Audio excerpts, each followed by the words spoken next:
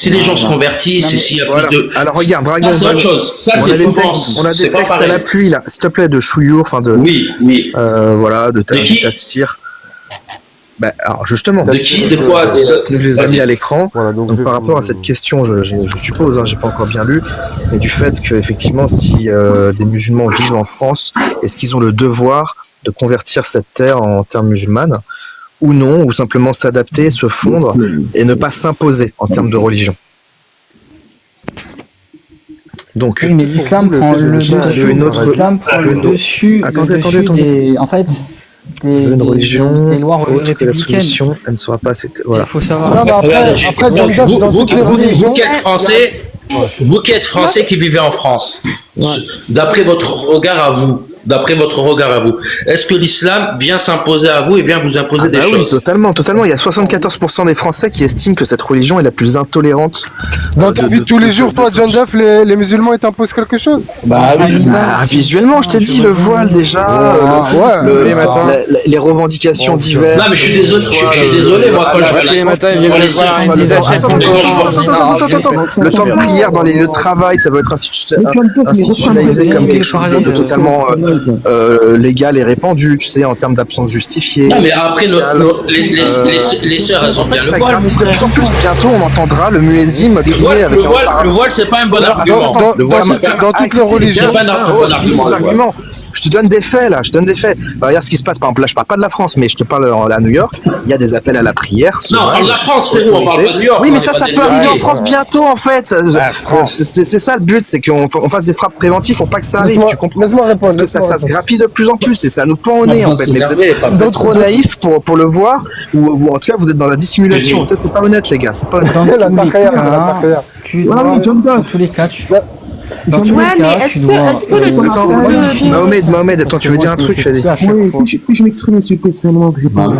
Oui, allez-y, monsieur. Nous avons affaire à ce qu'on appelle la taquilla pure. Ce n'est pas... La taquilla. Oui, voilà. Vas-y, coupe-moi la parole, sauvage, là. Non, vas-y, continue, Mohamed, c'est bien ce que tu dis, je veux savoir ce que tu vas dire. Donc, oui, effectivement, c'est de la pure taquilla, parce que les faits sont là. Et en plus, les textes aussi sont là pour faire la démonstration que l'islam, effectivement, appelle à la haine contre les non-musulmans. C'est un fait, et on peut le voir en France, par l'entrisme et par l'expansion de l'islam. En tout cas, c'est la seule religion en France, parmi les religions abrahamiques et même au-delà, les bouddhistes, tout ça. Je rappelle qu'il y a aussi des asiatiques, et on les entend jamais faire de l'entrisme, d'imposer quoi que ce soit. Ouais, mais dans ce cas-là, tu veux qu'on prenne l'histoire des croisés, c'est une longue histoire, frérot. Est-ce que tu sais... Oh là là, les croisades, tu ne connais pas aux croisades. Bon, bref, c'est pas grave. Ce qui se passe aujourd'hui. Bon, bref, son propos sans être interrompu. Vas-y. Et là, vous ne donnez pas une bonne image. Argument, croisade. Parce que être comme ça, sauvage, ne pas pouvoir entendre quelqu'un s'exprimer, c'est de la sauvagerie, ça ne donne pas du tout l'envie aussi de pas arrêter des attaques personnelles. Voilà. Non, mais c'est un fait. Non, mais je veux dire, à un moment donné, on est des adultes, on arrête les attaques personnelles. Ça fait 50 fois que vous répétez ça devient lourd, je vous jure. Non, laisse-moi finir. S'il vous plaît. Ce que je disais, c'est que l'islam... Laissez-le finir, oui. Non, John Dashwan, je vais revenir à un moment donné. Après, on fera un exposé de la sourate justement à gauche, et après Zioclo pourra peut-être prendre la parole pour...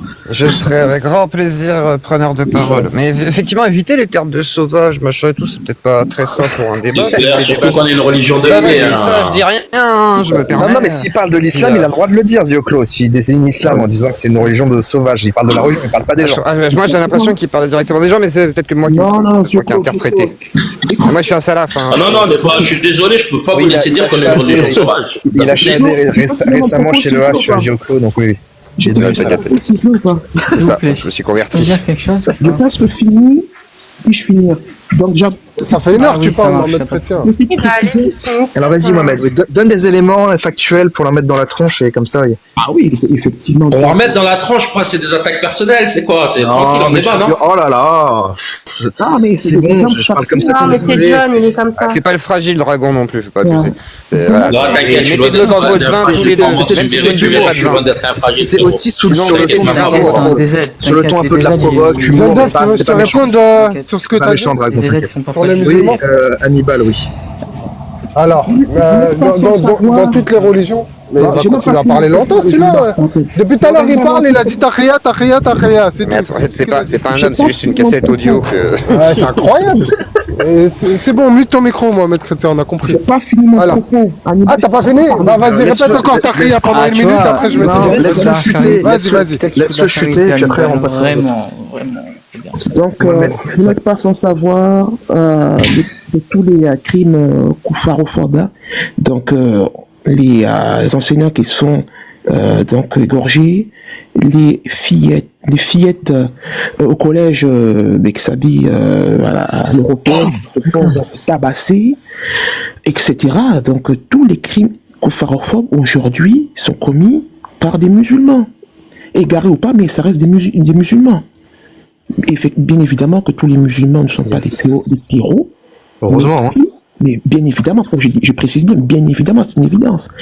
Mais en revanche, il est clair que tous les actes kouffarophobes, tous les actes terroristes aujourd'hui sont faits par les musulmans, par les bouddhistes, etc. Donc c'est factuel ça.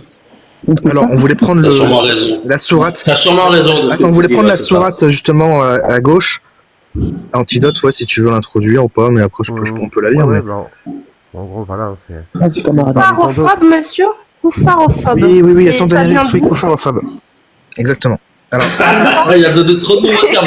C'est quelle page dans le dictionnaire? Attendez, vous dites bien. arrête de rigoler, il y a des gens qui sont morts de C'est ça. pas faute, excusez-moi, j'ai mis un commentaire, c'est pas faute, excusez-moi. Non, mais c'est parce que c'est vu au clos, c'est pour ça. Vous êtes les premiers à dire islamophobe. Évidemment, fermez vos bouches.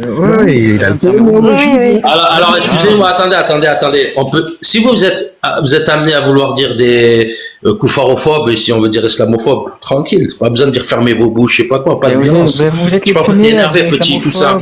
islamophobe, Ouais, mais tu te sens trop agressé, frérot, calme-toi. Détends-toi. Ah, ça va, c'est moi qui rigolais parce que oui, vous bon, l'avez ça jamais va. entendu. Non, Rigolez, c'était une blague, c'était une blague. Non, mais On sérieux, reprend l'exposé. Tout à l'heure, Attendez, on est très premier degré là, on essaie d'être dit sérieux. l'universalisme, il a pété S'il te plaît, Hannibal, on essaie d'être les sérieux. plombs. On te voit pas. T'es en train de se faire Oh là là. Est-ce que les animaux sauvages dans le Coran, c'est de considérer les mécréants comme des animaux On sauvages? était où là? Que des On sauvages. était où là? On était où? Antidote. Oui, Oui, les merci, mécréants Azul. ressemblent à du De bétail auquel on crie et qui entendent seulement appel et voix confus, sourds, muets, aveugles, ils ne raisonnent point. Attendez, je vous ramène encore C'est mieux. pas terrible, hein. C'est pas Est-ce que je peux répondre? Est-ce que je peux répondre? C'est quand même pas. Est-ce que je peux répondre? Bon, c'est facile à comprendre quand même ce qu'ils veulent dire. Alors, Jamais vous ne pourrez entendre notre Franchement, on appel. pourrait faire ça. ouais, voilà, c'est une métaphore pour dire que ceux qui n'ont pas cru, Bah ouais, moi j'ai aucune honte, je veux la sortir. ceux qui n'ont pas cru, mais moi j'ai réussi à savoir ce qu'on Laissez dit. Hannibal répondre. Ouais, c'est incroyable. Laissez Hannibal répondre. Ce live, il va vous Pourquoi vous... Mais j'ai pas Les fini. gars, c'est un massacre. C'était la première. C'est un truc de fou. C'est la première. et la seconde. Non, Antidote, il va afficher 36 versets, on répond à un verset à la fois. Sur la suite, C'est un massacre. C'est parler à Hannibal. Non, mais s'il vous plaît, il a raison.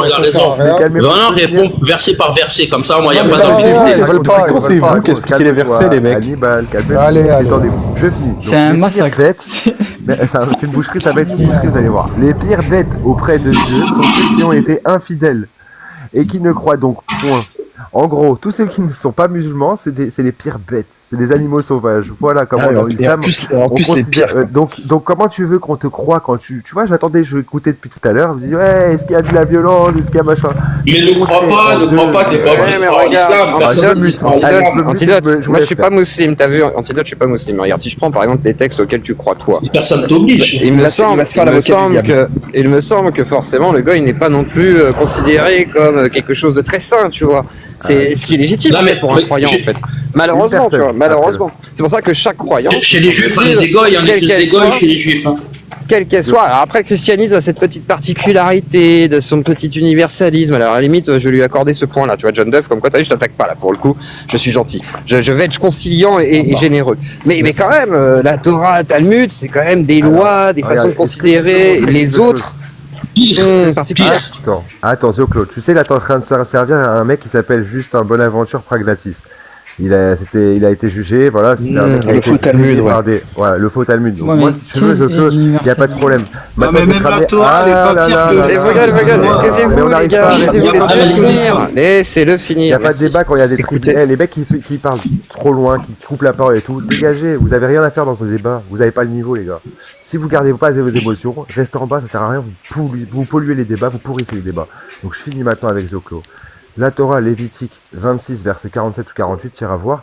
La Torah, elle s'applique uniquement géocentrée en Israël au peuple hébreu. Tu vois, j'irai voir la définition de juif. Donc, et pour les faux Talmud, je t'ai déjà débunké. Maintenant, on peut passer au suivant. Tu nous diras c'est quoi les goy? Oui, mais alors du coup, tu me dis que c'est limite au peuple hébreu quand il y a des juifs qui ne sont pas du peuple hébreu. Je vais aller plus loin, Zoclo. Un texte qui est antérieur au christianisme. C'est-à-dire tous les juifs qui viennent de Russie et tout.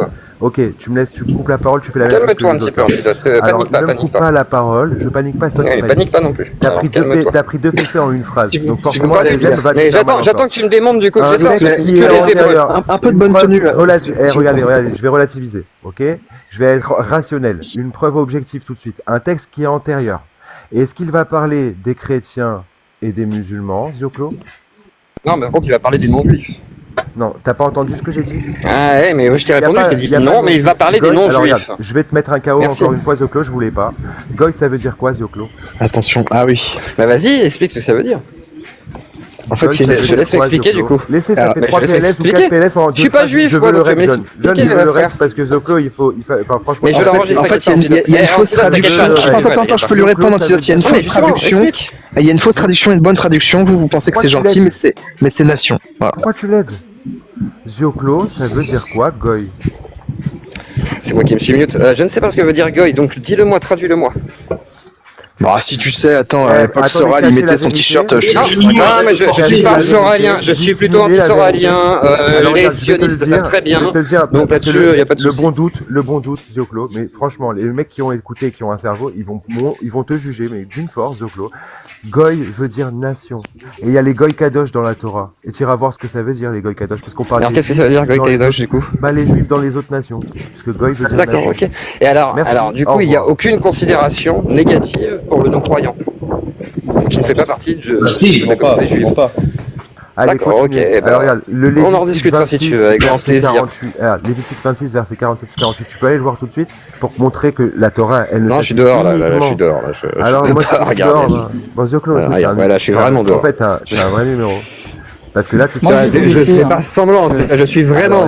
Si tu ne sais vraiment pas et que tu as pris des PLS, tu vas me dire merci. Et t'arrêtes maintenant, le débat il est terminé de toute façon. À partir du moment où tu sais pas ce que c'est juste, que tu ne sais pas. T'es tendu quand même, hein, un petit peu tendu. Genre, je peux pas te poser une question sans que tu te tendes comme ça, comme si tu t'en attaqué. C'est des affirmations. En fait, c'est un peu le string tendu, donc je sais pas. Je te pose la question, moi je t'ai pas affirmé, je t'ai dit est-ce que, d'accord? Donc quand tu poses une question avec un point d'interrogation, il s'agit d'une question. Tu me donneras jeune ou pas? Ouais, t'inquiète, je l'ai le rec Antidote, t'inquiète, je l'ai déjà moi. La PLS que t'as prise, Zoclo, par un mec à 4 mois dans les réseaux, c'est honte pour toi. Qu'est-ce qu'il y a, Daniel? Je suis pas là pour faire de l'eschatologie ou je sais pas quelle connerie. Moi je t'explique juste un truc Antidote, tu peux essayer de te la péter ou quoi, mais en attendant, là, toi tu es un croyant, on est d'accord? Oh que oui. D'accord. Donc toi, tu te sens légitime à critiquer les religions tout en étant tout aussi croyant qu'eux. On est d'accord. Est-ce que tu connais la Constitution? La liberté d'expression, tu la connais? C'est normal, je crois. Ah mais t'as le droit de t'exprimer. Non mais je t'ai pas dit, t'avais pas le droit de t'exprimer. Alors c'est du débat. T'as le droit de t'exprimer, tout le monde a le droit de s'exprimer. De parler de croyance, on est d'accord. Pourquoi tu poses la question? Mais il est d'autant plus concerné. Mais moi je t'interdis pas de t'exprimer en fait. C'est ça que j'ai du mal à comprendre. C'est que moi je suis pas là pour censurer en fait. Moi je suis pas comme les autres pareils là qui essayent de te censurer. Je te dis juste que tu es un croyant qui a l'air d'avoir une foi fervente, me semble-t-il, et de facto, il me semble que de critiquer la foi fervente d'autres gens sur d'autres textes qui, du coup, sont connectés, hein, les religions abrahamiques, malheureusement, ont des vases communicants, malgré tout, me semble un petit peu absurde, mais c'est tout. Alors, est-ce que moi, mon texte, regarde, je vais te donner un parallèle, et tu vas me donner, on va faire une balance. À gauche, tu vas mettre le texte des juifs, et à droite, tu vas mettre le texte, par exemple, des musulmans, ok? Dans l'un, je te prouve tout de suite qu'on qualifie ceux qui sont à gauche, même je vais mettre à gauche, et même les chrétiens, parce que les chrétiens, bah, ils ont les mêmes textes que nous. Ouais, mais c'est pas mon débat en fait, ça. C'est pas la ça va question. l'être. Mais tu vas quand même écouter mon argument. Mais non, en fait, je m'en fous que tu m'imposes ton débat. Non, mais en gros, c'est dire que nous, on n'a pas falsifié. Non, mais nous, on n'a pas falsifié. Mais je comprends. Il a peur. Je dis pas le contraire là-dessus. Je ne dis pas le contraire. Non, ce qui te fait peur, c'est que je te parle de tes croyances. C'est ça le problème. Parce que là, moi, je te parle directement de la croyance. Je te parle pas de ton texte. C'est que Tu vois ça que ça remet en cause.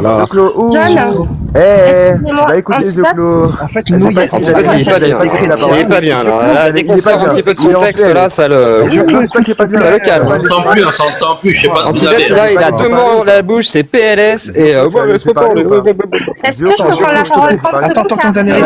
Tu veux parler de Daenerys. Oh, ça panique, hein.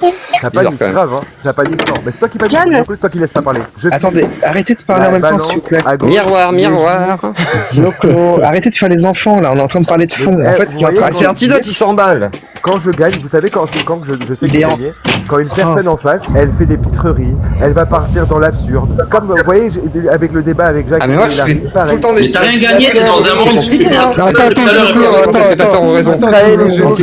Regardez, il est en train de faire le pitre. J'ai une question à poser à Antidote, si t'avais des arguments autres que ton texte à comparer à le texte de l'islam, qui du coup effectivement n'est pas une très belle religion me semble-t-il, donc de facto tu compares le cancer avec un panari, mais je m'en bats les couilles, je veux plus de tes maladies, tu comprends le délire?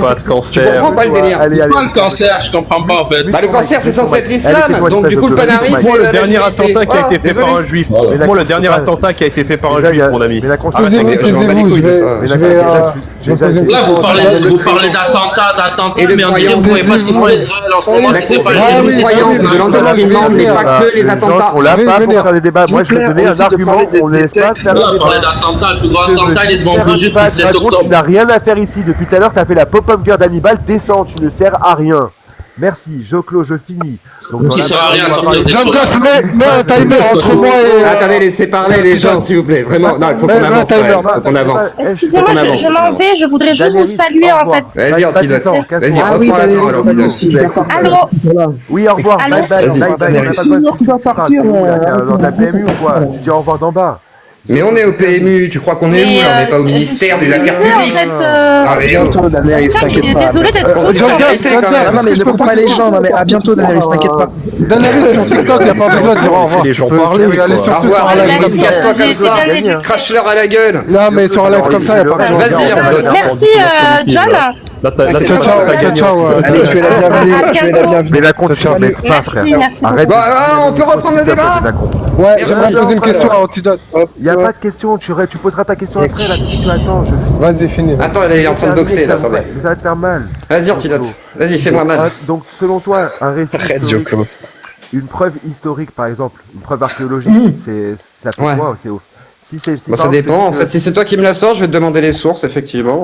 Vas-y, sors ta preuve déjà. De je sais pas quoi. Les rouleaux, excite pas, ça va bien se passer. Mute ton micro. Vas-y. Mute ton micro, tu fais pas partie de la Non, vas-y, fais ce que t'as à faire, je suis pas ta soumise, d'accord? Donc fais ce que t'as à faire et parle. Au lieu de faire le fragile, parle. Mais non, c'est lui qui est fragile. Vas-y les mecs, moi je peux pas muter. C'est quoi ça là, les fragiles? Putain, les gars de la grille, ils sont pas comme toi, ils sont pas en mode ouais mais mute-toi, sinon je peux pas parler. Le timer, gère ton live. Hannibal, vous avez rien à faire avec le débat, ne parlez pas. Zioclo, je te pose la question, tu vas me laisser parler ou pas? Bah fonce, oui. Je t'écoute. Donc à gauche, tu vois que le rouleau de Qumran, c'est un texte qui est vieux de 2300 ans. Le Coran, il est vieux de combien de temps? Il est vieux, on va dire, de 1400 ans. Allez, il a été rédigé même 200 ans après, on s'en fout, je m'en fous. Il a été rédigé après, d'accord? C'est une preuve historique, vu que les plus vieux rouleaux de la Torah... C'est une preuve de quoi? C'est les rouleaux de la... Ne me coupe pas la parole. Les interjections, tu les gardes pour ta mère. C'est une preuve de quoi? Une preuve de quoi? Tu vas garder t'as pas de manière avec moi, tu gardes tes bonnes manières avec tes parents. Explique, c'est une preuve de quoi? Tais-toi, mute ton mic ou descends. Mais c'est en fait le débat. Une preuve archéologique, c'est quoi une preuve archéologique? C'est une preuve historique que c'était là avant. Archéologique de quoi? Que oui, il y avait un texte avant, mais on le sait tous. Mais on le sait ça, on s'en fout. Alors mute ton micro. Mais c'est toi qui es con. C'est pas une preuve ça. Une preuve de quoi? Bah oui, il y a une preuve archéologique que ça a été écrit avant. Bah bravo. Et puis avant, il y avait quoi? Gilgamesh. Zoclo, il y a un rec, ça sert à rien. Gilgamesh. Merci frère.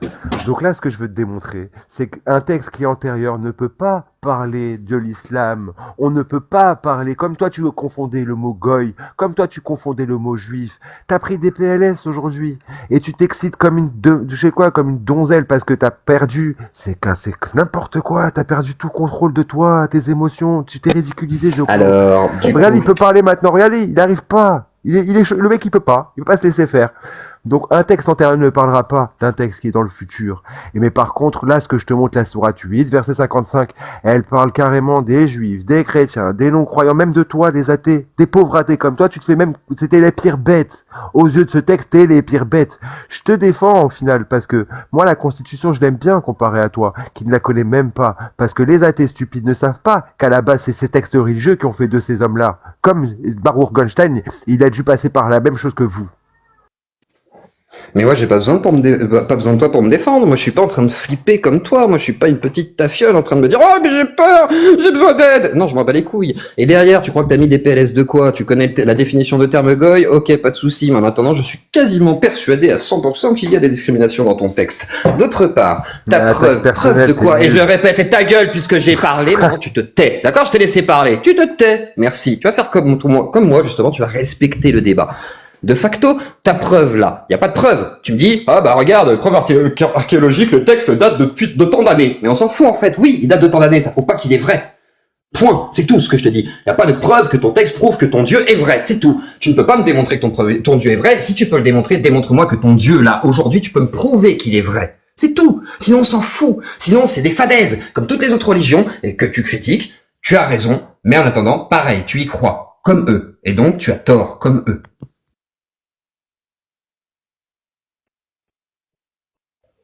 Salut à tous et à tous.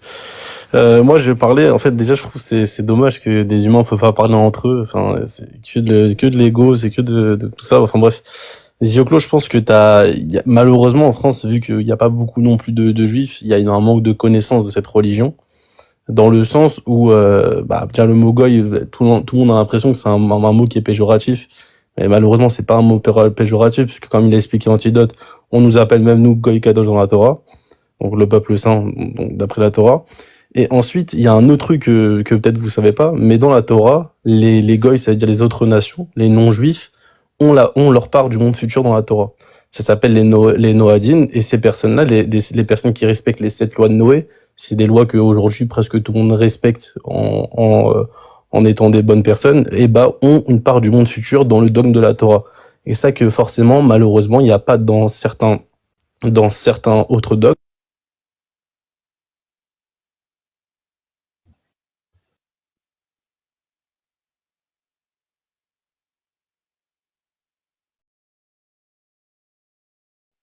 Ah, nickel, merci. On m'entend bien, c'est bon? Alors, en fait, moi, je suis athée, personnellement. Donc, je ne crois pas aux religions.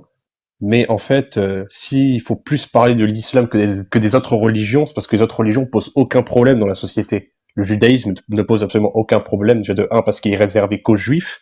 Donc, le juif ne va jamais arriver pour t'imposer sa foi. Le juif ne va jamais faire d'attentat. Dites-vous que même en Israël, c'est pas la Torah qui dirige le pouvoir là-bas en Israël. C'est un pays démocratique, laïque, à l'israélienne bien sûr, même s'il y a une identité juive, mais ça reste quand même un État qui respecte les autres religions. Si on parle en fait des textes de l'islam, c'est parce qu'en fait on comprend mieux pourquoi il y a une division dans la société. Pourquoi souvent beaucoup de musulmans traitent les non-musulmans comme s'ils étaient leur inférieurs, et pourquoi il y a une envie de conquête, d'impérialisme de cette religion en France, car c'est toujours valide en fait. Oui, alors, moi j'aimerais dire à Antidote qu'on a une passion en commun, et ben c'est les textes religieux. Donc moi aussi j'ai bien envie de lire un texte. Samuel 15:3. Pourquoi marchez contre Amalek? Taillez-les en pièces et détruisez tout ce qui est à lui. Ne pardonnez point. Ne désirez rien de ce qui lui appartient, mais tuez tout, depuis l'homme jusqu'à la femme, jusqu'aux petits-enfants et ceux qui sont encore à la mamelle, jusqu'aux bœufs, aux brebis, aux chameaux et aux ânes. Ah, les pauvres brebis, je sais pas ce qu'elles ont fait, mais c'est pas très sympa. Donc du coup, là, on a un texte religieux qui incite les croyants à tuer tout le peuple, l'homme, la femme et les enfants. Donc je trouve ça archi violent, scandaleux, c'est horrible, c'est dégueulasse. Et puis j'ai encore d'autres choses à dire sur ce qu'a dit l'intervenant d'avant, là, sur le peuple juif. Donc,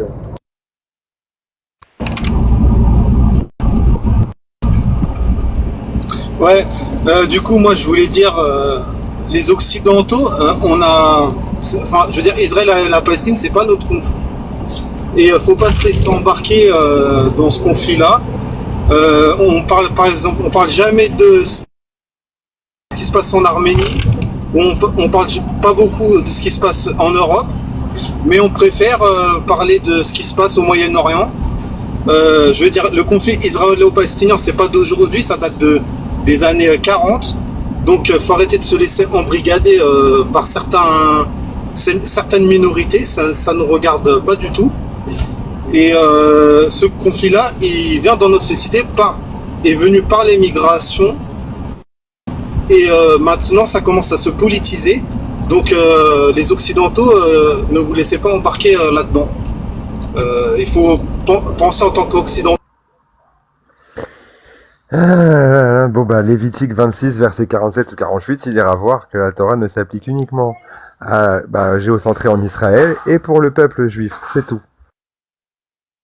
Donc quand il dit tout simplement les croyants, c'est encore fallacieux, c'est que des fallacies. Vous mentez tout le temps, vous arrêtez à mentir, arriver dans un live et parler avec votre savoir. Zioclo, il s'énerve. Regardez, vous vous excitez tout de suite. Hannibal, il va pas le laisser parler. Ça t'énerve, hein? Non, vas-y, parle. Non, là, ce texte-là, la sourate 8, verset 57, c'est intemporel ou pas? Verset 55. Non, mais t'as pas répondu sur la question sur les Amalek. T'entends pas ou pas? Lévitique 26, verset 48. Non, mais sur Amalek, t'as pas répondu. Sur Samuel 15.3. La Torah ne vous concerne pas. Samuel 15.3. Amalek, c'est pas des juifs. T'entends pas? Non, toi, t'entends pas? Ok, alors comprends ce que tu veux. Maintenant, ce texte-là, il parle de qui? Comprends ce que tu veux sur ce texte, mais moi je te parle de Samuel 15.3. C'est qui? C'est tout ça parle de, ça parle de qui? Taillez-les en pièces. Les pires bêtes, c'est l'humanité pour tuer tout, depuis l'homme jusqu'à la femme. Les pires bêtes pour l'humanité. Arrête de danser, réponds à la question. Mais moi je réponds. Dire Hannibal, depuis l'homme jusqu'à la femme, jusqu'aux petits-enfants. Il a fait des enfants avec des croyants. Ah oui, mais attends, c'est quand même scandaleux ce genre de texte. Hannibal, en fait, Hannibal, t'es musulman, donc tu crois au Coran? Non, je suis déiste, moi. Ah, t'es déiste. Bon, bref. Ah, maintenant il est devenu déiste. Moi, j'ai toujours été déiste. Hannibal, t'es déiste, mais t'es juste très... Tout à l'heure, il s'est même fait juger par les musulmans. Justement, il est pas assez musulman, les gars. Les gars. Est-ce que je m'en fous de vos dogs? Hannibal, t'es très islamophile. T'es très islamophile. Ouais, alors, j'ai pas le droit? Hannibal, je peux te... Non, mais c'est très étrange, c'est très étrange. Dis-nous que Allah n'existe pas et que Prophète n'est pas un messager. Hannibal, s'il vous plaît. Avoue que t'es coraniste, moi, je sais pas, mais c'est ça. Ah, vous avez la main. Répondez-moi. Hannibal, j'ai vu dans les commentaires. Attends, les gars, répondez-moi sur le texte. C'est vraiment parce qu'on n'entend rien. C'est pas un dieu. On n'entend rien. Hannibal, tu sais que je t'ai vu dans les commentaires dire ouais, vive l'islam vaincra ou ce genre de choses. T'es un agent double, hein, mon gars. C'est très étrange, hein, ce comportement. Moi, je te vois plus comme un coraniste qui veut pas s'avouer comme tel. Enfin, c'est quand même très étrange. Donc, déiste, mais t'es très islamophile et t'es tout le temps, ça penche toujours du même côté. En fait, c'est facile de parler d'Amalek, parce que c'est très très simple. Mais moi, j'aimerais bien qu'il nous explique l'histoire du peuple juif face à Amalek. C'est ça qui peut être aussi très très drôle, parce que s'il parle d'Amalek, il sait au final qui est Amalek pour le peuple juif et pourquoi Amalek est l'ennemi du peuple juif depuis nos ancêtres. J'aimerais bien qu'il nous explique, et après peut-être que ça aura du sens, ce qu'il a dit dans les textes. Moi j'aimerais bien qu'il nous le dise, s'il est au courant. Pourquoi pas, ouais. Ça peut être intéressant, j'aimerais bien savoir s'il sait. Vas-y, je fais passer la parole. Hop. Oui, moi je m'en fiche de... Je fais comme vous, je prends... L'islam vaincra, tout ça, c'est bizarre. Je prends pas le contexte. Non, mais... Attends, je réponds sur Amalek. Je prends pas le contexte, je fais comme vous, je prends un texte, je l'extrais de son contexte, justement, et j'en fais une déduction. Voilà, donc Amalek, oui, c'est le peuple d'Israël, l'ennemi du peuple d'Israël, et qui est constant, héréditaire. Donc au jour d'aujourd'hui, Amalek, on pourrait apparenter ça aux Palestiniens. Et dans votre texte, il y a écrit qu'il faut tuer hommes, femmes et petits enfants. Et même les bêtes, les pauvres, qu'est-ce qu'ils ont fait? Donc je trouve ça extrêmement violent. Oui, et oui, John Duff, quand vous commencez à comment dire, dénigrer une catégorie de population, cracher sur les femmes voilées, afficher des photos d'un porc avec un voile, évidemment que je vais prendre le parti de ces gens-là. Évidemment, c'est normal. Non, mais vous êtes sérieux là?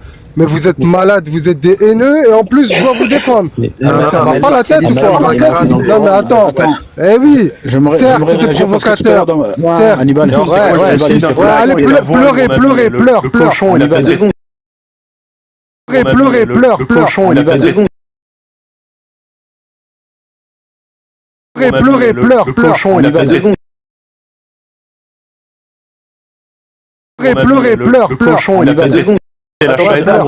Jean Duff, est-ce que tu peux me mettre le chrono, Jean Duff? Jean Duff, tu peux me mettre le chrono parce que tout à l'heure j'ai raté mon cours. J'ai raté mon cours tout à l'heure. Vas-y, je te mets en 1. Merci. Incroyable. Après, on peut essayer de parler. On peut essayer de répondre pas sur Amalek, par contre. Eh oui. Mais parce que ça, c'est des textes honteux. Ça veut rien dire ce que tu dis. Je suis désolé. C'est l'ennemi du peuple d'Israël. Mais d'accord, mais c'est un ennemi constant de génération en génération. Essaye pas de arrête de danser. Mais c'est pas que tu danses. Mais pourquoi tu danses la salsa là? Réponds sur les textes. Déjà, mon pote, la Torah, c'est pas le Coran, mais c'est pas grave, ça n'a rien à voir. Attends, mais moi je vais répondre sur Amalek que tu me mettras le micro. Comme si tu dis un chiffre, on va pas Hitler. Ouais. C'est exactement la même chose. Ça danse la salsa. On peut pas se tenir correctement. On remet le showtime. Merci John. Donc sur l'histoire d'Amalek, au même titre que Amalek, on peut voir qu'il y a un massacre qui est une pure injustice de barbarie, puisqu'en fait on va même massacrer des gamins qui têtent leur mère. Quand bien même le peuple d'Amalek, leur chef, leurs dirigeants seraient des salopards de première catégorie, il est injuste de condamner les innocents et même les animaux. Au même titre qu'on le reproche, que les gens savent le reprocher au prophète Mohammed dans l'islam quand il s'agit des Banu Quraïda, puisque ont été exécutés tous les jeunes hommes qui avaient un poil au zizi, donc du coup potentiellement des combattants, même s'ils n'ont pas décidé de trahir. Au même titre, il faut savoir, il n'y a pas deux poids deux mesures. C'est une barbarie que d'exterminer un peuple uniquement par son appartenance. C'était acceptable peut-être il y a des siècles, mais c'est une histoire qui ne vient pas de Dieu parce qu'elle est inacceptable. Elle est inacceptable. Maintenant, les gens qui la défendent sont peu nombreux, donc on est à l'abri de cette barbarie et la plupart des gens de cette confession-là sont sécularisés. Sécularisé, effectivement. Du coup, j'ai pas grand-chose d'autre à rajouter. Effectivement, voilà, c'est sécularisé, mais il n'empêche que les textes sont problématiques si on les prend dans leur essence, et c'est normal parce que c'est très vieux, c'est comme ça. Pourquoi on tombe dessus quand on dit que c'est vraiment l'islam qui pose le plus de problèmes, qui est en quelque chose. Tu vois, on tombe dessus, tu vois, on dit non, vous êtes injuste. Attends, je suis limité dans le temps, donc je vais essayer de répondre vite. Du coup, vu que j'ai 30 secondes. Mais en gros, dans l'idée, c'est juste que ça dépend comment tu viens critiquer l'islam. Si tu critiques vraiment que l'islam, il n'y a pas de problème, mais dès que tu commences à amener tout ton biais de ce danger de la nation française et tout, pour moi, il y a d'autres problématiques, en fait, qui rentrent en jeu, qui ne sont pas forcément que l'islam, en fait. Et c'est pour ça que, pour moi, ça peut paraître problématique que dans ce sens-là. C'est pour ça que je critique souvent que ça, d'ailleurs. Tu remarques bien que je fais souvent de la critique de l'islam aussi. Non, mais attends, mais par contre, vas-y. L'islam est un système, comment dire, idéologique et civilisationnel, et donc avec ses valeurs vont à l'encontre de la civilisation française. Ça, je suis d'accord. Donc c'est un rapport ce qu'on dit. Mais le musulman qui vit en France et qui accepte de vivre en France, la majorité accepte et concède de prendre des lois de la France avant de prendre des lois du coup de leur texte. Par contre, ceux qui ne l'acceptent pas, soit ils font la hijra, soit ils font des dingueries, tu vois, enfin voilà quoi. Ou ils se communautarisent comme des débiles, tu vois. Dans 2 secondes, je termine mon échange avec John Duff. Parce que toi, t'as pas l'air d'être capable justement de faire un échange. T'as plus l'air d'être dans la monopolisation de la parole. À défaut de pas avoir de talent comme un Lucan par exemple, qui lui a du talent. Ah voilà un juif qui a du talent. Regardez les attaques personnelles, regardez. C'est pas une attaque personnelle, je dis juste que c'est un mec qui a du talent. Tu connais pas Lucan? Rentre pas dans ça. Lucan, il est très violent quand même. Si, tu connais Lucan. Tu sais pas qu'il a rien à dire, le mec. Quand il a rien à dire, il fait des. Il connaît pas les vrais militants. Je peux répondre à ça ou pas? Il répond à ça, mais égal, s'il vous plaît, Antidote, vas-y. Allô. Permettez-moi de mettre tout le monde d'accord. La seule équipe qui compte. Allô. Vas-y, Mohamed, après Antidote, vas-y. Désolé, vas-y. Je sais que voilà. Ce que je vais dire C'est long ou pas, Mohamed? Si c'est pas long, tu... Je suis toujours Ok, bon, vas-y. Là, il parlait de la Torah, en fait. On peut rester sur le sujet. Ça m'intéressait parce que justement, en fait, ce que les gens n'arrivent pas à comprendre dans le concept du libre arbitre, c'est que par le libre arbitre, mais je monopolise quoi? Je vais partir. C'est quoi? Je vais me barrer. Tu vas pouvoir défendre ta chrétienté. Je viens ici, si je suis pas le bienvenu, il n'y a pas de problème, Mohamed, t'inquiète pas. J'ai bien compris. Ok, il n'y a pas de souci, t'inquiète pas. Je vais juste finir de parler. Mais non, parce que il parlait pas de toi, il parlait de la Torah, il parlait de tout ce qu'il y a comme soi-disant injustice. D'accord? Et ben effectivement, Dieu n'est pas juste. Tout ce qui va être dans la pratique du judaïsme de l'époque, et même maintenant, si on devait pratiquer uniquement se vouer à Dieu, Naaseh Venishma, il y a, écoutez bien, mais laissez parler, ne coupez pas la parole, ça sert à quoi? Donc dans le libre arbitre, d'accord? Le libre, mais vas-y, c'est quoi? Fin du débat, vous êtes que des guignols, vous ne savez juste qu'attaquer personnellement. Ah, t'es vraiment très fragile en fait. Ah ouais, c'est un truc. Mais je suis pas fragile, alors laisse-moi parler. Tais-toi. Merci. Donc dans le débat, en fait, il faut pas mêler les émotions, il faut pas faire les attaques personnelles, c'est ce qu'ils font. Ça, c'est les joueurs de D2, les joueurs réservistes. Fais pas d'attaque personnelle alors. Alors fais pas pareil du coup. Je résume ce que les gens kiffent. Mais je t'attaque pas toi en fait. Je parle des gens en fait, en général, qui vont attaquer dans le personnel. Ces gens-là, en général, n'ont pas la place dans le débat en Ligue 1. Pourquoi? Parce qu'ils n'ont pas d'arguments. Sam, lui, il a pas fait ça. Toi, t'es toujours sur le banc de touche quoi. Je suis pas sur le banc de touche, au contraire, tu vois, pour 4 ans. Je n'envenime pas les choses. Vas-y, laisse-le finir. Je mettais. J'en peux plus de troll. C'est un troll, il sert à rien. Vraiment, ça c'est un cap qui sert à rien. Ce que je dis, c'est sincère. Les gens comme ça qui sont là pour faire ça, ça sert à rien. Donc je vais rentrer maintenant dans le débat, dans le vif du sujet. Tout ce qui est dans la sanctification de Dieu à l'époque, il y avait des choses. Regardez, vous allez comprendre. La plus pure des bêtes, celle qui venait de sortir, qui est innocente, qui a même pas encore péché. Un animal, c'était l'agneau, le petit bébé. C'est lui qu'on tuait pour Dieu. Vous comprenez? Donc tout ce que vous allez capter dans ça, c'est que vous n'allez pas comprendre. Vous allez vous dire mais c'est incroyable. Alors qu'au contraire, c'est ça qui vous pousse à vous dire quoi? Que le libre arbitre, c'est quoi? C'est qu'aujourd'hui vous l'avez eu. Vous avez pu sortir de tout ça. Mais quand vous voulez mêler Dieu à un Dieu juste, vous n'avez pas compris ce que c'est Dieu. C'est tout. Naaseh Venishma, et tu fais, et après tu comprendras. C'était ça le but. Vous comprenez? C'était dans la pratique de Dieu, il y a rien de juste. C'est pas ça, vous êtes passé à côté du message. Est-ce que je peux te poser une question du coup, Antidote? Mais avec l'évolution du libre arbitre, c'est pas fini. Avec l'évolution du libre arbitre, d'accord, vous êtes arrivé à ça, et aujourd'hui on est arrivé nous aussi à la même chose que vous. Les lois humaines aujourd'hui ne vont plus. Mais j'ai pas fini, bordel. Pardon, vas-y. En fait, c'est pas un débat, c'est un monologue, un exposé. Fais ton exposé, excuse-moi. Fais pas trop long, Antidote, sinon on perd le débat, on perd le fil après. T'as compris ce qui s'est passé, Sam? T'as compris pourquoi il veut pas me laisser parler? On en reparlera plus tard, une prochaine fois, Sam. Je vais faire mon micro, il va me poser ses questions et ça sert à rien. Le débat, il sert à rien au final. Ma question, c'est moi j'aimerais rebondir sur ce que tu viens de dire. Un truc si c'est possible. Que en gros, tu comprennes le message, qu'à la base, dans la sanctification de Dieu, ok, il n'y avait rien de juste. Au contraire, on prenait l'animal le plus pur, le plus jeune, etc. Bravo les corbanotes, mais c'est celui qui n'avait même pas fauté, tu comprends? Donc c'est au contraire, les lois humaines, le libre arbitre, t'a poussé vers ça. Mais rejeter aujourd'hui, quand tu dis à un athée qui rejette par exemple le fait que à la base on provient tous de ça, de ce genre de choses, à un moment donné, les gars, c'est qu'on rejette. C'est pour ça que je disais qu'il y a des athées stupides, selon même les Lumières, parce que si on rejette même la base de tous, d'où on vient de nos textes, qu'ils soient sacrés ou non, ok, et là, on comprend pas comment l'humain a évolué. C'est tout. Donc l'attribut et la qualité de juste et de justice de Dieu, pour toi, ce n'est pas une réalité dans ta religion. C'est la conclusion que je tire de ce que tu viens de ton développement. Que veut dire juste, Sam? Que veut dire quoi juste? Alors je te renvoie à la définition. C'est pas moi qui fais les définitions, mais si on se met d'accord sur ce qui est juste. Est-ce que tu comprends pas à un moment donné? Regarde, on parle toujours de. Non mais j'ai posé une question. S'il te plaît, ne réponds pas par une question. J'ai posé une question. Essaie de me répondre. C'est pas la même que celle des hommes. Tu comprends? D'accord. Donc la justice divine, c'est pas la même justice que les hommes. Ok. Exactement. Donc l'homme, il n'a pas accès à la notion de la justice divine. Non. D'accord. Donc nous, on peut pas la connaître. D'accord. Donc comment on va juger alors que Dieu nous a donné des moyens de juger? Il nous a donné un esprit, des yeux, il nous a donné des épreuves, donc le libre arbitre. Moi, dans tout ce que tu m'as décrit, si tu assumes le fait qu'en fait Dieu, dans ton cas, quand tu utilises le mot Dieu, toi, Moi, je rejette pas l'idée de Dieu, si tu veux, dans l'absolu. Donc, je veux bien qu'il y ait un Dieu, tout ça. Ok. Je vais pas rentrer sur le terrain rationnel parce que ce n'est pas accessible à la rationalité dans la démonstration. Ça reste un concept. On est d'accord. Voilà, on va rester là-dessus.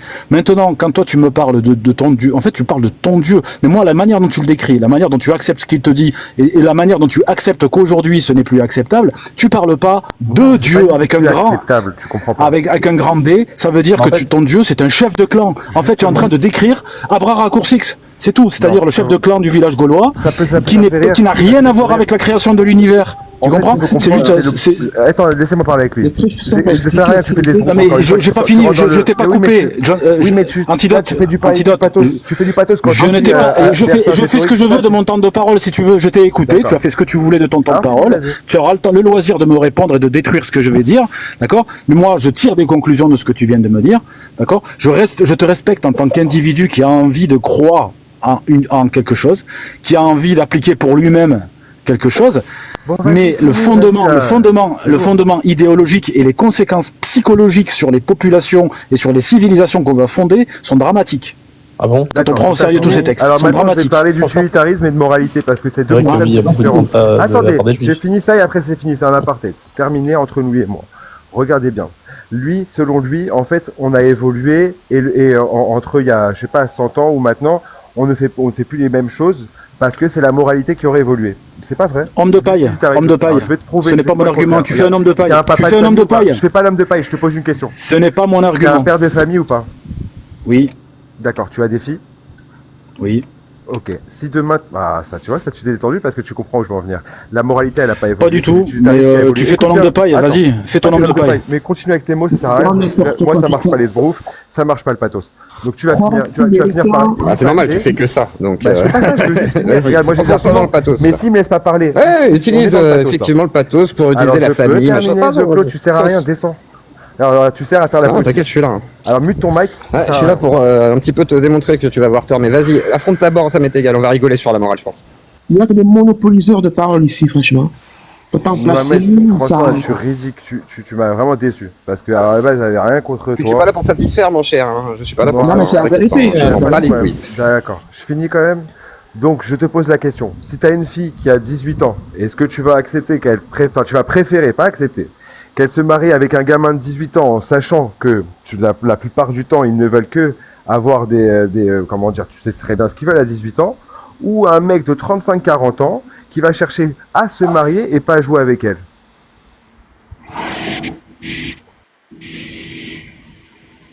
Alors, moi, je fais comme toi, je vais faire un homme de paille.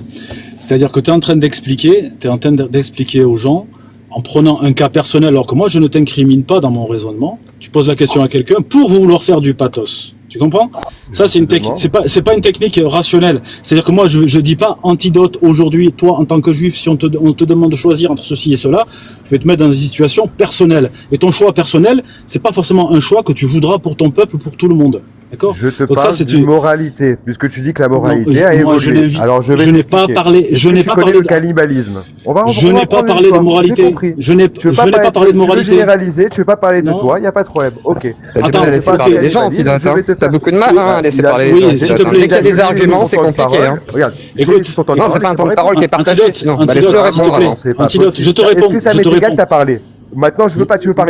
J'ai pas apporté ma réponse. Il y a pas de problème. T'as pas apporté ta réponse parce que je n'ai pas apporté ma. Tout le monde voit que tu ne laisses pas parler les gens. Tout le monde est en train de constater. Tout le monde constate que tu ne laisses pas répondre. C'est toi qui laisses pas répondre. D'accord. Parce qu'à un moment, tu as dit je vais faire l'homme de paille. Si tu viens de dire je vais faire l'homme de paille. Mais laisse-moi le faire. Laisse-moi le faire comme ça, tu pourras m'accuser après. Je ne veux pas. Bon, ben alors laisse-moi parler. Laisse-moi parler. Tu veux qu'on parle en même temps? Jean Duff, pour la qualité de ton live, est-ce que tu peux distribuer la parole s'il te plaît? Cannibale avant dans le monde, d'accord. Et la cannibale. Je parle à l'autre. Parce que les gens simplement ils voyaient une personne une fois. À moins qu'Antidote préfère passer. Merci John. Donc du coup, ce que j'étais en train d'expliquer, moi je n'ai pas utilisé le mot moral, c'est toi qui l'as dit. Moi j'ai utilisé le mot inacceptable parce que toi-même tu as dit que tu l'acceptais pas. C'est-à-dire que je me suis basé sur ton propre jugement de valeur. Toi-même tu as dit que ça se faisait à l'époque et que même aujourd'hui, vous-même avec le développement, vous ne le feriez pas, vous ne l'acceptez pas. Tu comprends? Moi, j'ai repris exactement tes mots. J'ai pas utilisé le moral parce que pour moi, la morale absolue n'existe pas. L'homme si tu fais un petit peu de philosophie, tu vas t'accoutumer à un truc très simple. C'est que le sens moral est un sens humain. C'est-à-dire que l'homme est capable d'un sens moral. C'est une manière d'intégrer des us et des coutumes et des niveaux de valeur. par rapport à sa vie, d'accord, son mode de vie et sa civilisation. En fait, en gros, tout ce que tu as toujours connu, tu le remets pas en question sur le plan de la morale. Peut-être qu'un jour viendra dans le futur, dans 1000 ans, je sais pas, où il sera immoral pour un homme d'imaginer qu'il y en a qui gagnent 100 000 euros et d'autres qui gagnent 1000 euros. Ça sera inacceptable et on vivra peut-être dans une société où ça n'existe plus. Au même titre que l'esclavage, on pouvait le craindre, le vivre, en souffrir, mais il était accepté dans l'échelle de la morale. Aujourd'hui, on l'accepte plus. Moi, ce n'est pas mon argument. Mon argument, c'est que toi-même, tu fais du relativisme à la temporalité de tes propres textes. Tu expliques qu'à l'époque, c'est des choses qui se faisaient, etc., en fonction du contexte, et qu'aujourd'hui, ça se fait plus. Donc ça, c'est du relativisme le plus pur. Et quand on fait un relativisme comme ça veut dire que l'inspirateur de ces textes-là, ce n'est pas le Dieu créateur de toutes choses et de l'univers. C'est un chef de clan que tu as le droit d'adorer, que tu as le droit de vénérer, de porter, mais tu ne peux pas venir sur le terrain de la rationalité nous expliquer que c'est vraiment Dieu, tu vois. Mais après, t'as le droit d'y croire. Et je pense que t'es quelqu'un d'humaniste, que tu vas pas vouloir exécuter les gens avec leurs brebis et les petites qui têtent. Parce que ce sont des textes qui remontent à une époque de l'âge de bronze, où dans la valeur du mec qui a inspiré ça, ce n'était pas choquant. Tu comprends? Mais ça ne peut pas être le créateur de l'univers. Ce texte-là, il est valable pour toutes les religions. Et j'aimerais revenir sur un argument qui a été mis aussi. Par exemple, la preuve archéologique. La seule preuve que ça démontre, c'est que ce texte était effectivement là à cette époque-là. C'est tout. Ça ne démontre pas la véracité du texte. Ça ne démontre rien du tout. Et quand je citais Gilgamesh pour parler en gros de Sumer, etc., machin et tout, tu retrouves justement ces proto-religions qui avaient déjà des points communs très forts en fait entre la judéité et puis après l'islam, le catholicisme, etc. Donc moi, ce qui m'embête beaucoup, et Antidote, moi, ce que j'ai attaqué chez toi, c'est pas ta religion elle-même, en plus. Hein. Moi, ce qui m'embête, c'est la croyance en elle-même. C'est-à-dire que la croyance et l'endoctrinement qu'il y a derrière, au point que tu arrives à affirmer des choses folles. C'est-à-dire de dire, bah si, nous, on est légitime, notre religion, elle est plus légitime que les autres. Regarde, il y a une preuve archéologique. Ah, on va jouer sur le terrain de la morale, alors que la morale, bah oui, elle est subjective. Mais aujourd'hui, on vit pas au niveau de la morale. Le judaïsme, tu vois. Qu'est-ce qu'en 2024 pose comme problème le judaïsme? Parce que tu sais, je pense que si tu vas en Israël, tout le temps l'islam. Moi, je critique tout le temps l'islam, c'est pour une raison. Je critique pas l'islam parce que ces textes. Bah, va en Israël, demande à des mauvais textes israéliens le problème de la religion là-bas. Tu verras qu'ils te diront qu'il y a. Bah, si, mais bien sûr. Est-ce que tu sais que par exemple, quand tu es en Israël, est-ce qu'on impose la Torah là-bas? Tu te maries. Est-ce qu'on impose la Torah là-bas? Est-ce que quand tu te maries, tu passes devant un tribunal rabbinique pour divorcer? C'est pas du tout, tu peux divorcer comme en France. Quand tu es juif. Mais non, pas du tout, tu peux divorcer comme en France. D'accord, il y a rien qui est imposé, mon ami. En fait, c'est pas la Torah qui impose la loi là-bas. Est-ce que tu es sûr de toi?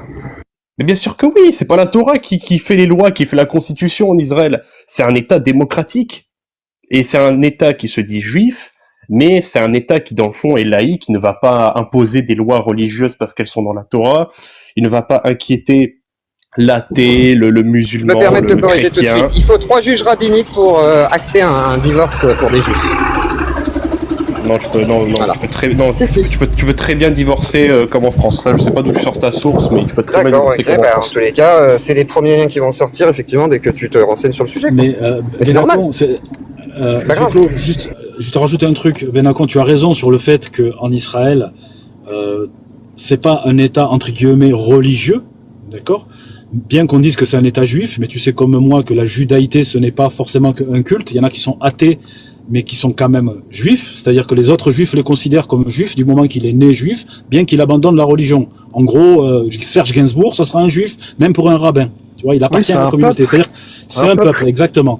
Mais il y a des religieux, et des ultra-religieux, des orthodoxes, etc., en Israël, qui ont un poids politique sur l'échiquier, et qui, eux, pèsent justement sur une évolution des lois, si eux, parce que eux, ils ont une, comment dirais-je, c'est comme si tu prenais l'Assemblée nationale française, la Knesset là-bas. Parce que moi, je vais voir ça un truc, Zioclo, il a pris quoi, le mariage juif ou le mariage en Israël? Parce que c'est deux choses différentes, mon ami. Juif, j'ai précisé juif et précisément religieux. Bien sûr. Il n'empêche que. Ça n'a rien à voir, mon pote. Pour un juif. Non, ça va rien à voir. C'est ce que c'est les juifs laïcs, Zioclo? C'est ce que c'est les juifs laïcs? Au-delà du mariage, Benakon, ce que je veux te dire par là, c'est que il y a des Israéliens qui sont sécularisés. Ça, il n'y a pas de problème. Il y a même la Gay Pride à Tel Aviv.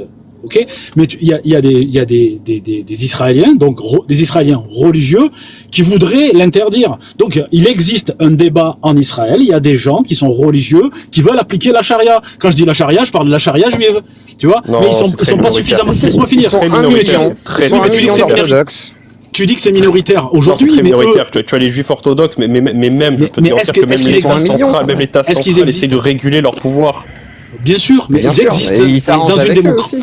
Et dans une démocratie, si Israël est une démocratie, et c'est une démocratie, ils ont un droit à la parole, ils ont le droit de convaincre, de faire du prosélytisme, etc. Tout comme en France, il y a une minorité musulmane, et encore, chez les musulmans, c'est une minorité des musulmans qui veulent faire des applications de la charia. Tu comprends? Ça, je suis pas d'accord. Il y a un effet d'échelle. Attends, il y a un effet d'échelle.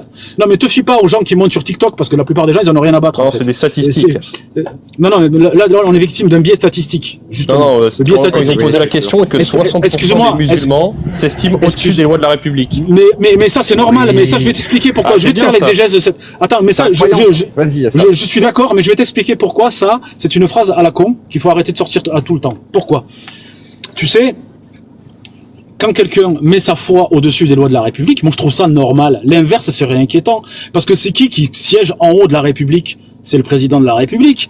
C'est les institutions françaises qui sont des institutions temporelles, d'accord? Et qui n'ont pas vocation à être des institutions spirituelles. Donc l'être humain est temporel et il a aussi une dimension spirituelle. Et à ce titre, n'importe quel être humain, je trouve ça respectable d'avoir une spiritualité et c'est ça qui va guider sa vie et ses choix et notamment faire de lui un citoyen qui va accepter de vivre avec ses concitoyens avec des lois temporelles. C'est ça le problème. T'as aucun juif, aucun chrétien qui va te dire que les lois de la République sont inférieures à leurs lois. Mais j'en connais. Dans l'histoire. Je comprends pas. Ça m'est égal. Attends, en fait, il y a une différence entre judaïsme, christianisme et islam. C'est vrai, il a raison, Benacon, mais même si c'est athée, c'est factuel, c'est qu'il y a nous, on fait une distinction entre le religieux et le politique. Jésus lui-même disait, rendez à César ce qui est à César, en regardant ce qu'on lui apportait avec les fichiers de César, tu vois. Non, mais c'est pas ça, c'est que ça vient. Là, je parle pas des musulmans, arrête de parler des musulmans, putain. Je te parle dans la constitution, je te parle dans l'essence même de l'islam, dans son essence, dans son esprit, tu vois, dans sa constitution interne. C'est une religion qui est belliqueuse et qui amalgame, en fait, le religieux avec le politique. D'où le fait qu'il y a 57 pays musulmans et 14 qui adoptent la charia parmi eux, tu vois. C'est comme ça, c'est pas le cas de, Jésus n'est pas venu pour faire de la politique. Jésus n'est pas venu pour faire de la politique. Il va bien venu pour faire de la politique.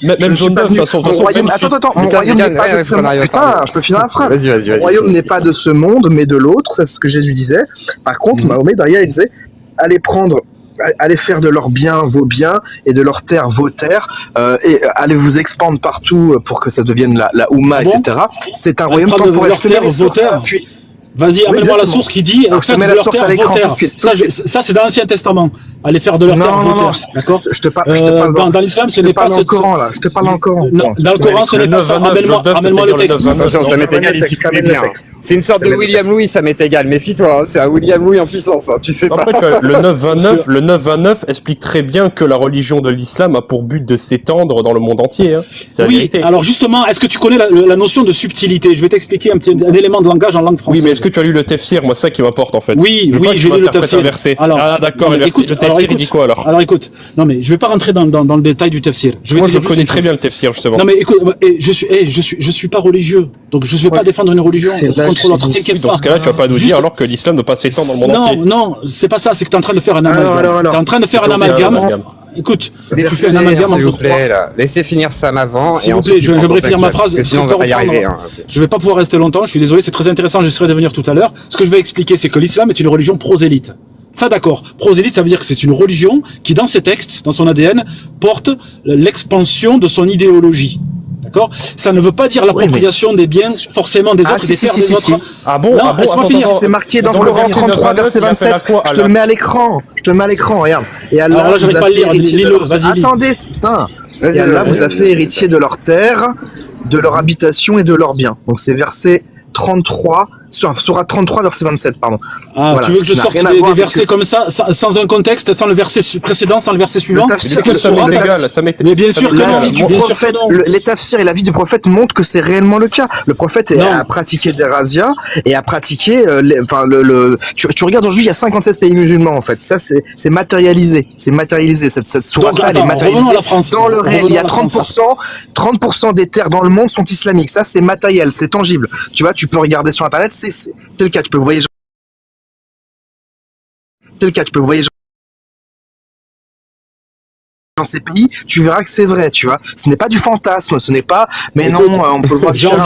J'en viens de ces pays. Écoute, je connais les gens de ces pays-là. Ce que tu fais, c'est de l'essentialisation par ignorance. Je t'explique pourquoi. Parce que je veux bien que tu critiques les textes de l'islam et le Coran, que tu trouves que c'est belliqueux.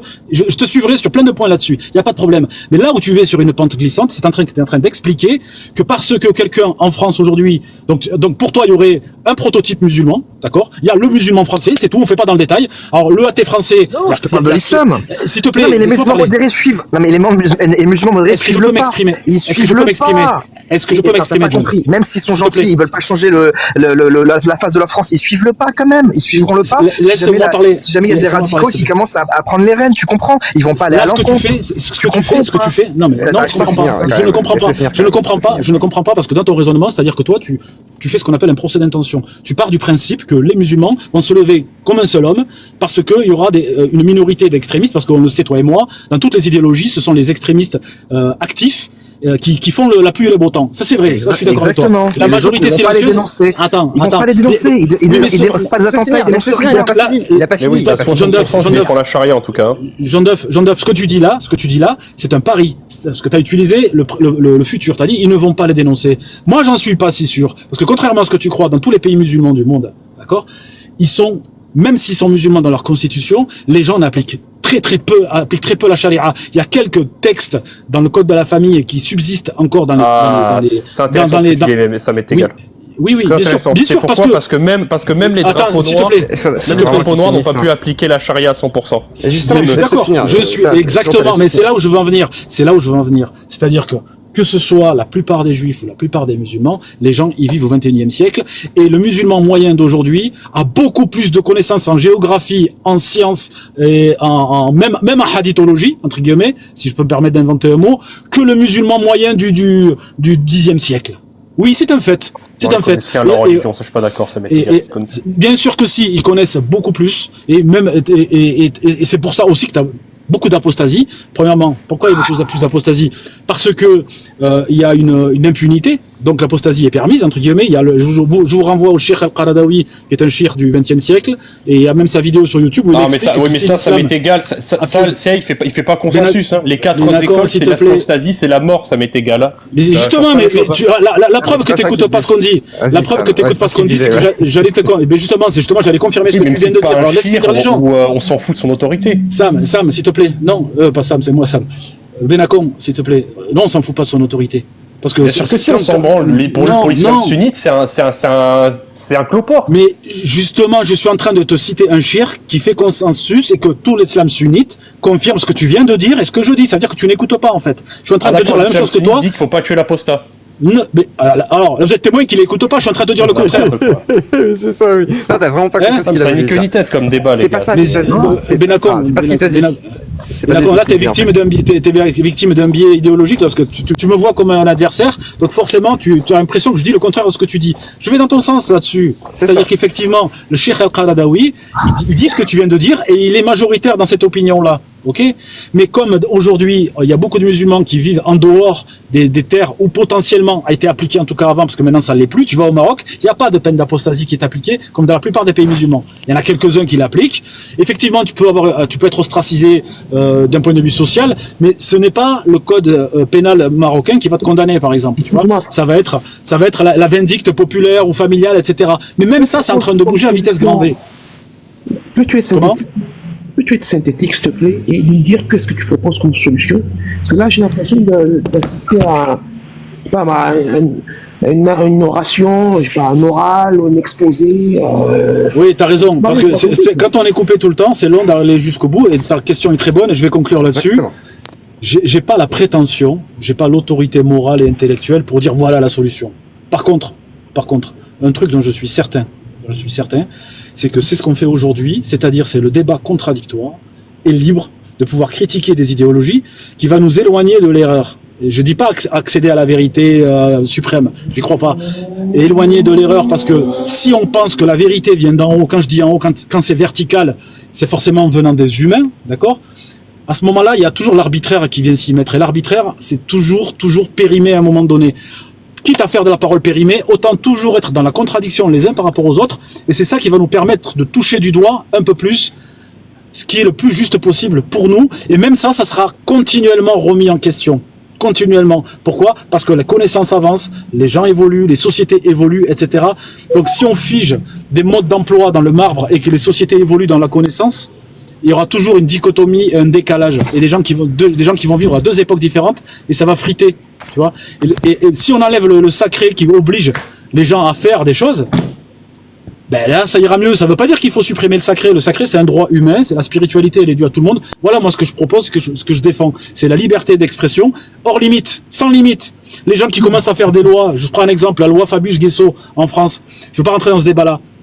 Moi, je veux qu'on combatte le racisme et l'antisémitisme, il n'y a aucun problème. Par contre, si tu fais une loi qui pénalise, par exemple, le racisme ou une idéologie, parce qu'elle te dit oui, si tu commences à aller dans ce sens-là, c'est interdit. Mais à mon avis, c'est contre-productif, parce que les mecs qui sont révisionnistes, parce que la loi Fabius-Guessot, pour rappeler aux gens ce que c'est, elle n'existe pas aux États-Unis, par exemple, et dans plein de pays libres.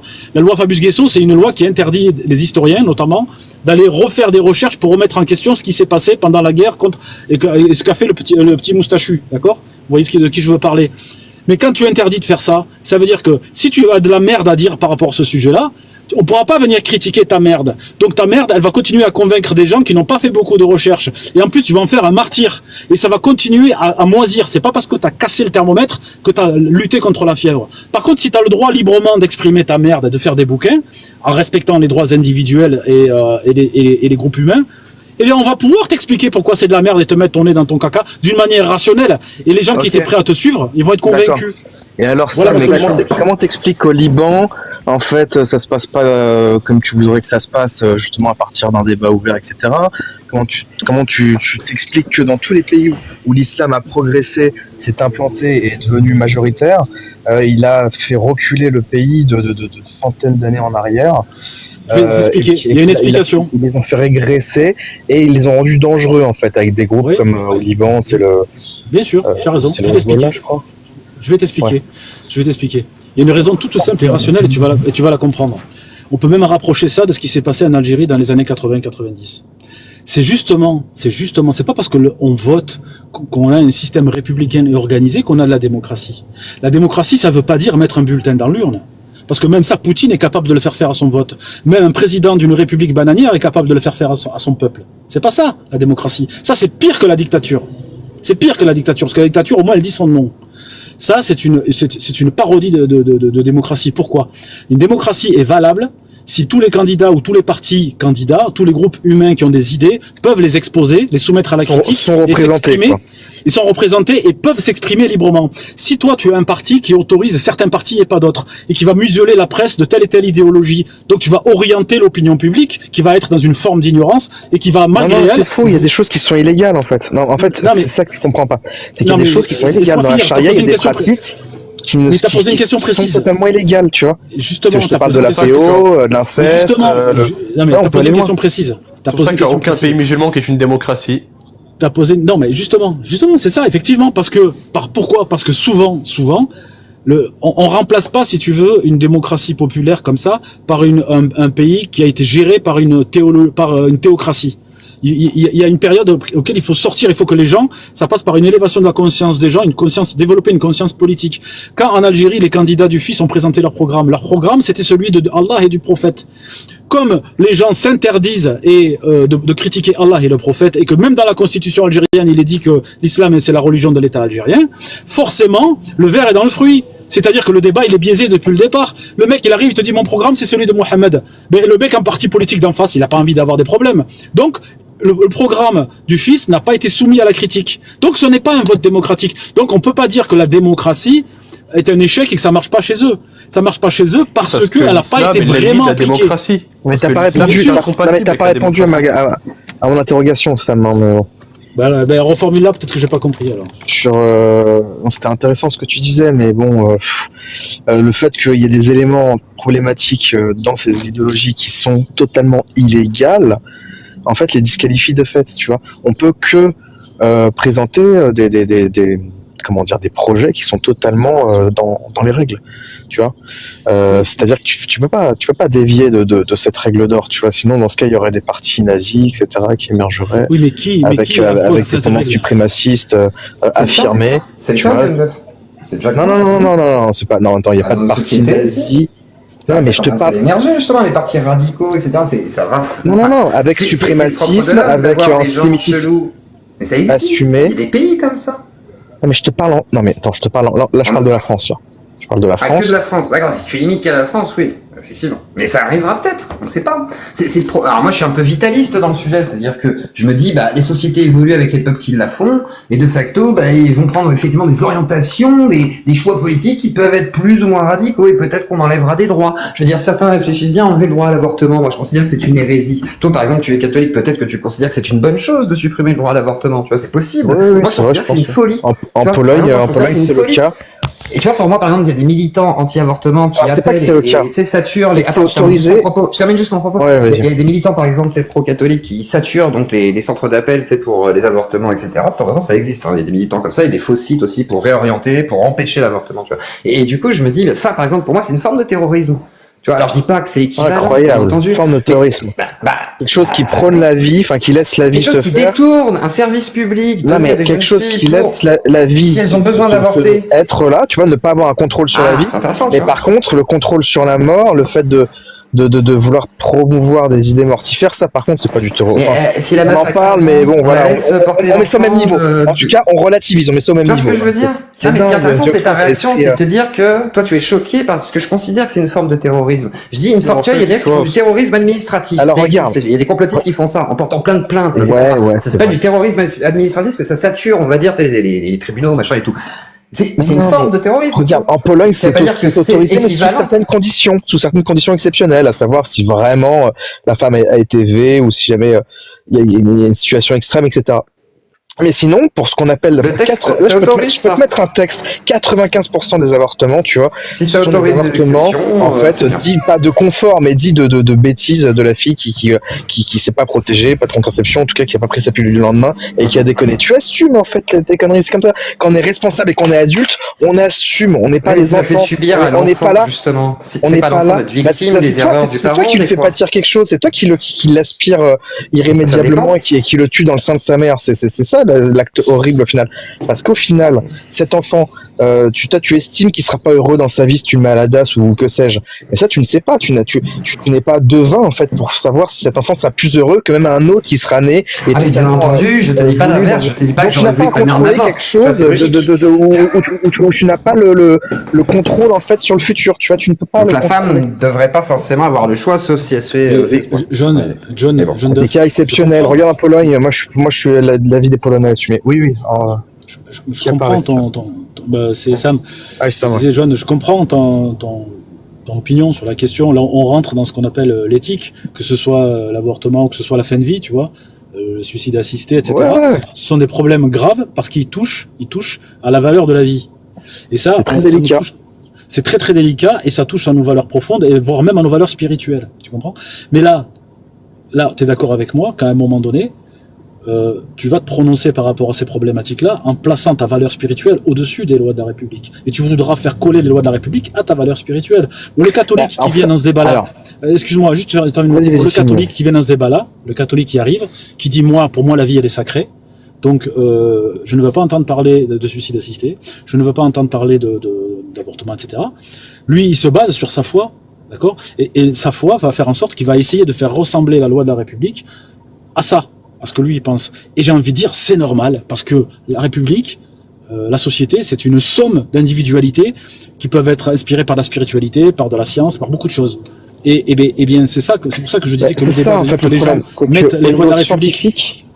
Ouais, au niveau scientifique, en fait, on sait pas trop où ça en est exactement, parce qu'il y a des pays qui légifèrent sur du 3 mois, sur du 6 mois, juste avant le terme de la grossesse pour cause la conscience. Mais il y a des choses que la science ne répondra jamais. Non, c'est à peu près établi. Quand est-ce que surgit, on va dire, la conscience de l'être qui se rend compte qu'il est, on va dire. La souffrance, alors oui, dis-moi. Non, mais la souffrance, qu'il y ait des stimulus. Elle est tout le temps là, on le voit dans les échographies, l'enfant s'échappe comme ça du liquide amniotique, tu le vois, il est sur les parois. Oui, il bouge, c'est normal. Mais ce que je veux dire par là, c'est, regarde, tu prends une cuisse de grenouille, tu peux la faire bouger avec de l'électricité, tu le savais, ou juste en touchant certains nerfs. Non mais la souffrance, elle est détectable, elle est visible en fait, sur Claude. Câblé pour 2 secondes, laisse-moi finir mon propos. On sait que la conscience surgit pas dans le fœtus, mais après, avec justement l'aspect environnemental. C'est pour ça que si tu t'occupes pas d'un enfant, il va un peu dépérir finalement, si tu lui donnes pas de stimulation et tout, il va devenir un peu con, quoi, en fait, malheureusement. Ça, on ne sait pas, en vérité, yeux clos, ça, on ne le sait pas.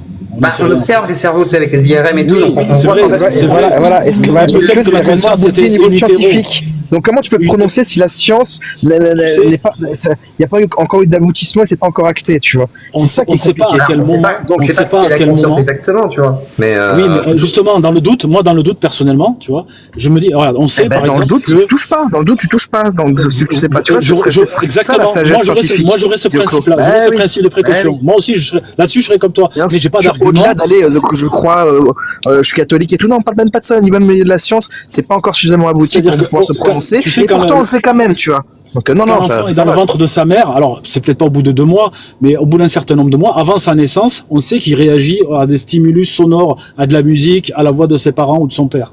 Ça, on le sait. Ça veut dire qu'il y a potentiellement une conscience, même si elle est très très peu développée et il y a pas de verbalisation du monde, mais qui existe avant même la naissance. Oui, bien sûr. J'ai établi il y a 3 mois la possibilité d'avorter au maximum pour pas effectivement attenter, on va dire, à la vie d'un. Oui, mais Claude, le débat, c'est où est-ce qu'on met le curseur, tu vois, c'est ça le problème. Je pense que les 3 mois, c'est justement ce que tu as décrit, l'aspect justement physiologique où les réactions commencent à ressentir, enfin où les sens commencent à se développer, où il peut y avoir justement des réactions physiologiques qui sont de l'ordre du ressenti en fait, de l'être, on va dire. Géoclos, fermé. Les divergences qui concernent l'avortement, parce qu'à la lumière des textes, arrivé à 3 mois, ou 4, je sais plus, mais 3, allez, on va dire 3, c'est là qu'on commence, c'est là que l'ange, il insuffle dans la matrice le souffle de vie, arrivé à 3 mois. Donc il y en a, ils vont considérer que si tu avortes au-delà de cette période, c'est considéré comme un meurtre. Après, ce qui est en dessous de 3 mois, il y a divergence. Moi, il y a aussi une volonté de vouloir dissuader les gens de ne pas avorter. C'est pour ça qu'ils préfèrent l'interdire, tu vois. Mais il est établi qu'à partir de 3 mois, quand tu avortes d'un enfant, c'est considéré comme un meurtre. Oui, au niveau des textes. Regarde, tu vois, Zioclo, tu vois, genre j'ai mis l'article, donc plus de 95% des avortements pratiqués dans le monde aujourd'hui concernent des femmes qui ne veulent simplement pas avoir d'enfant. Donc en gros, qui assument pas un enfant non désiré, un accident, etc. J'appelle ça des avortements de confort, même si bon, c'est pas du confort. Non, c'est même pas l'enfant. Tu sais, elle choisit de ne pas vouloir. Oui, ça marche pas comme ça. On fait pas ce qu'on veut dans la vie. Tu vois ce que je veux dire? Une fois que c'est trop tard, tu assumes, tu es responsable. Tu n'es pas un gauchiste mental. Tu assumes. Regarde, tu prends la pilule. Tu es responsable, tu vois. Mais des choses, jeune d'œuf. Il y a des gens il y a des femmes qui sont tombées enceintes en prenant la pilule, ça existe. Il y a des cas comme ça, c'est très rare, mais ça existe. J'imagine que elle, tu vas pas les comprendre dans cet avortement de confort, comme tu dis. Non. Bah non. Tu vois, une jeunette de 15 ans qui tombe amoureuse et qui se fait engrosser parce que bon, ok, elle a oublié de se protéger, elle a fait la fête au festival, t'as vu, elle était avec son chéri. Bon, bah oui. Qu'est-ce qu'on empêche d'avorter? C'est compliqué, hein, toi, tu me mets face à des ultimatums. Moi, non, mais regarde, c'est un cas général, ça. Franchement, la jeune fille qui va, je sais pas, faire la fête avec son chéri, qui tombe enceinte parce qu'elle a 16 ans et qu'elle a pas mis de capote et que son mec, voilà, non plus, enfin, ils sont pas protégés. C'est horrible ce que je vais dire, mais bon, je vais lui poser une question. Je vais dire, est-ce que, voilà, tu comptes devenir mère et t'en occuper? Si elle me dit non, je veux pas, je fais, bah, écoute, tu recevras une prime d'État, mais tu devras atteindre l'échéance de l'accouchement et puis il sera pris en charge par la DAS ou autre, et puis alors faut que tu accèdes au pouvoir pour faire ça. et puis voilà, elle va après on va dire oui, elle va souffrir pendant 9 mois et tout. Oui, mais la souffrance que tu infliges à une vie qui ne t'appartient pas, finalement, tu peux considérer ça comme un infanticide, tu vois. Sa vie ne t'appartient pas quand même, tu vois. Enfin, je veux dire. En fait, tant qu'il est dans le ventre de sa mère, malheureusement, il est sous la responsabilité de sa mère. Il a quand même son propre cœur, il a quand même son propre, tu vois, sa propre vie. Oui, mais à 3 mois, il n'est pas encore développé, tout ça. Et souvent, les avortements, de toute façon, c'est. Oui, développé, oui, mais bon. Mais très spécifiquement, et c'est pas tout le monde. Parce que je sais pas, moi, au niveau de l'éthique, moi, je trouve ça pas. Je pense que l'éthique, effectivement, t'as raison sur un point, c'est que l'éthique, je pense qu'on l'a beaucoup questionné sur l'avortement, mais au vu des nécessités peut-être et de nombre de filles qui tombaient enceintes de manière aléatoire, je pense que ça devait être une grande nécessité. Aujourd'hui, on a des moyens de contraception. Je pense qu'il y a beaucoup moins d'avortements de ce fait. Après, je pense qu'il y a plein de gens qui ne se protègent pas par ignorance, et c'est là où l'éducation sexuelle rentre en jeu. Vous savez, la fameuse éducation sexuelle qui est souvent critiquée par certains traditionalistes ou salafistes qui se disent non, mais on apprend nos enfants à faire des violation, tu vois. Et je me dis, bah non, en fait, c'est pas du tout le cas. On leur apprend justement à se protéger pour éviter peut-être de passer par l'avortement, parce que l'avortement, c'est jamais une bonne phase, c'est jamais facile. Le corps est meurtri pour la femme. Ah oui, même, voilà, il y a des traumatismes même au niveau de la femme qui le pratique. Moi, j'ai une amie qui est encore, qui est pas bien, on en avait pas parlé, ouais. Et même pour un homme, c'est dur de vivre ça. Il y a un autre problème aussi qui s'est posé dans l'histoire, et jusqu'à l'histoire récente, c'est-à-dire que même si l'avortement est interdit, il a toujours existé et il se faisait de manière clandestine avec des aiguilles à tricoter. Je sais pas si vous connaissez ces vieilles techniques-là. Ah ouais, c'est terrible ça. Oui, ça se faisait quand même. Beaucoup se faisaient quand même. Donc il y avait des gens qui mouraient d'infections, etc. Donc il y avait un problème de santé publique à gérer. Ouais, donc là, du coup, c'est autorisé et c'est encadré, c'est médicalisé. Voilà. En même temps, il faut faire de la prévention parce qu'effectivement, personne a envie d'aller se faire avorter par plaisir. Hein. Je pense que c'est pas une partie de plaisir pour une femme. Il y en a qui partaient le faire à l'étranger. Tu vois, il y a des choses qui se font pas en France, il y en a qui vont en Belgique, par exemple, pour d'autres choses d'ailleurs. Donc forcément, à un moment donné, il a fallu légiférer. Il a fallu légiférer et autoriser cette pratique. Ouais, je vois bien. T'es obligé. Il faudrait qu'il y ait une femme pour en parler. Là, moi, voilà. Après, j'ai pas dit que mon avis était parole d'évangile en tout cas sur cette problématique. Mais en tout cas, voilà, c'est mon avis. Mais effectivement, moi, je ferais un peu comme la Pologne si jamais j'étais au pouvoir, j'autoriserais dans des cas exceptionnels vraiment. Voilà, exactement. Comme par exemple. Mais sinon, dans la plupart, je suis désolé, vous allez assumer, c'est bon, c'est pas la fête, la vie. Enfin, par exemple, le cas d'une femme qui s'est. Une dernière question, Jadaf, et après je me mute pendant très longtemps parce que je vais prendre ma douche. Oui, dis-moi. Si jamais, par exemple, tu as des croyants qui viennent empêcher des soins médicaux, du coup, d'urgence, etc., par le biais de certains outils, détournements, etc., est-ce que ce serait pas une forme de terrorisme finalement? Non, mais ça, je suis contre et tout, tu vois, voilà, moi je suis contre en fait tous ces radicaux, on va dire même catholiques, qui peuvent investir comme ça des cliniques en terrorisant justement les patients ou autres. Non, mais ça, je suis totalement contre en fait. C'est-à-dire que on se doit de respecter. En fait, si on n'est pas d'accord avec quelque chose, comme par exemple pour le mariage pour tous, tu vois, on peut manifester, on peut rester dans le cadre légal. Mais tout ce qui est de l'ordre du terrorisme, ça, c'est profondément anti-chrétien, au complet. Enfin, ça, c'est vraiment. On doit quand même obéir. On doit prendre notre mal en patience, si on peut dire, et on doit essayer de combattre autrement les choses sur le terrain des idées, ou en tout cas, voilà. Ça, c'est. T'as bien vu, les chrétiens.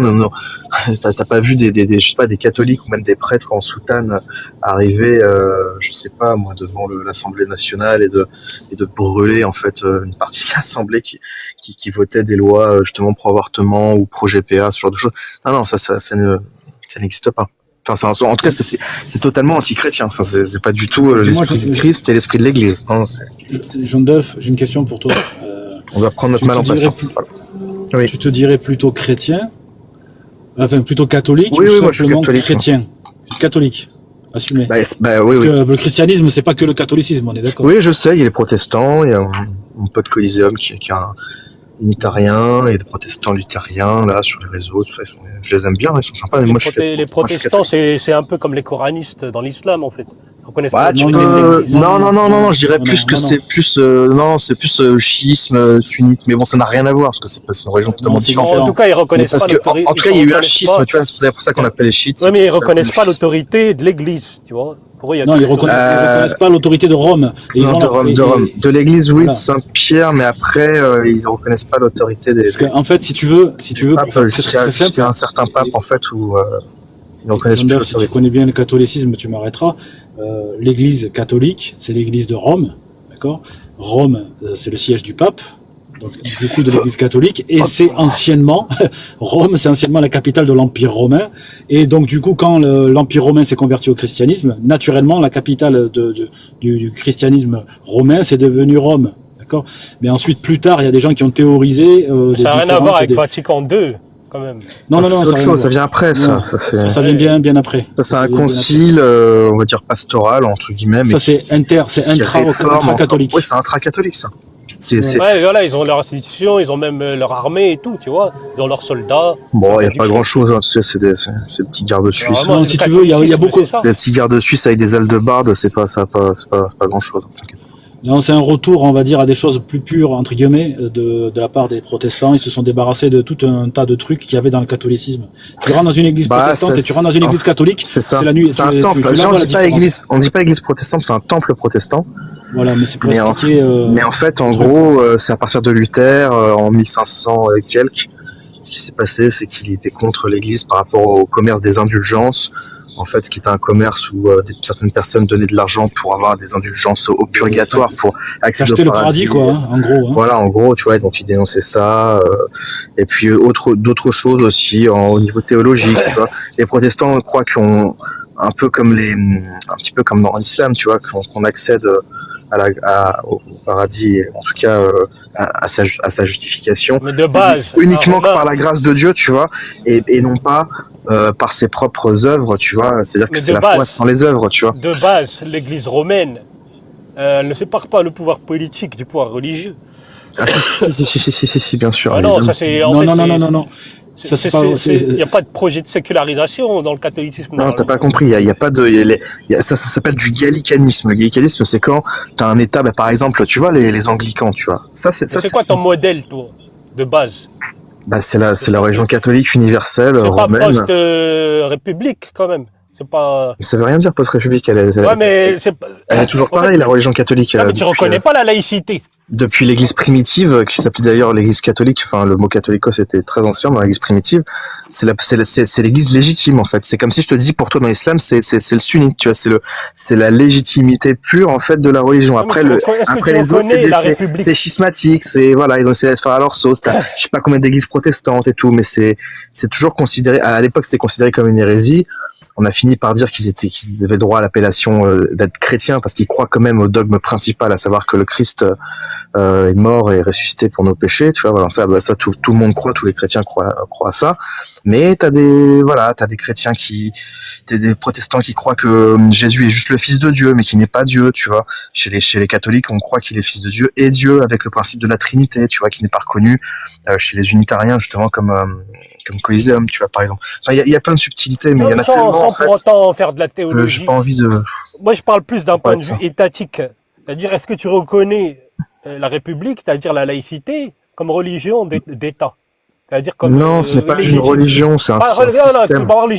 Comme légitime. C'est un système politique. Non, moi, profondément, si tu me demandes à moi, moi, je suis royaliste. Alors, ça va peut-être pas plaire à tout le monde, mais moi, je suis anti-républicain. Je préférais que Louis XX revienne sur le trône de France.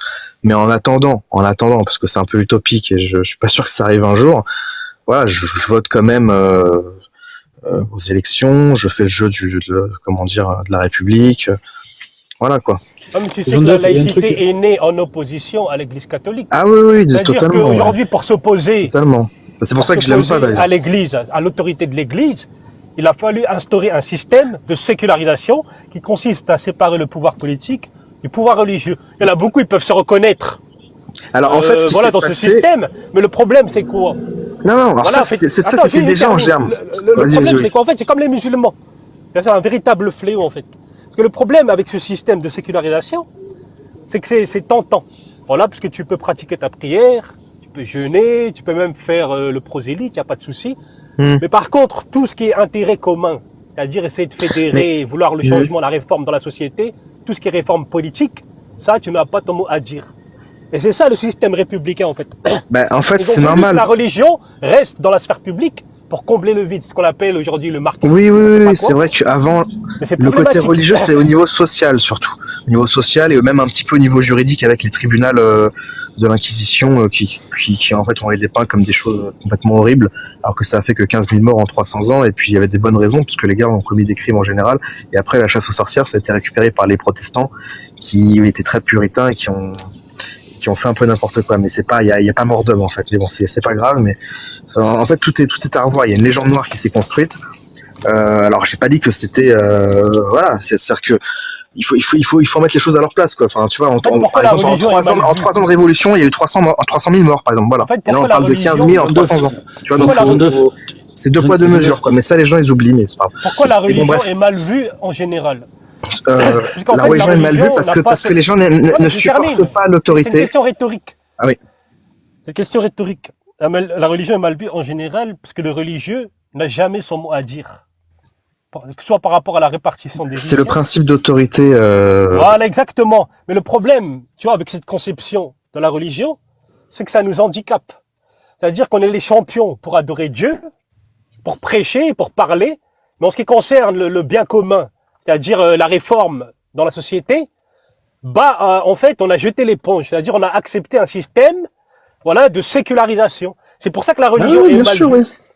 Mais non, mais ce qu'il faut bien comprendre, tu sais, c'est qu'on reconnaît un arbre à ses fruits de la civilisation française, donc chrétienne, parce que voilà, le christianisme a imbibé quand même toute l'histoire de France, ça faut le dire, hein, est né quand même certaines institutions et certains principes qu'on arbore encore aujourd'hui avec beaucoup de fierté, mais on ne sait pas que ces principes-là sont profondément imbibés de valeurs chrétiennes en fait, et ou en tout cas, enfin les athées en tout cas qui sont un petit peu honnêtes le savent, mais sinon les athées les plus anti-cléricaux, les plus militants et les plus, enfin qui ont une haine vraiment rabique contre toute forme de religion, ne veulent pas le reconnaître ça. John Duff, absolument pas.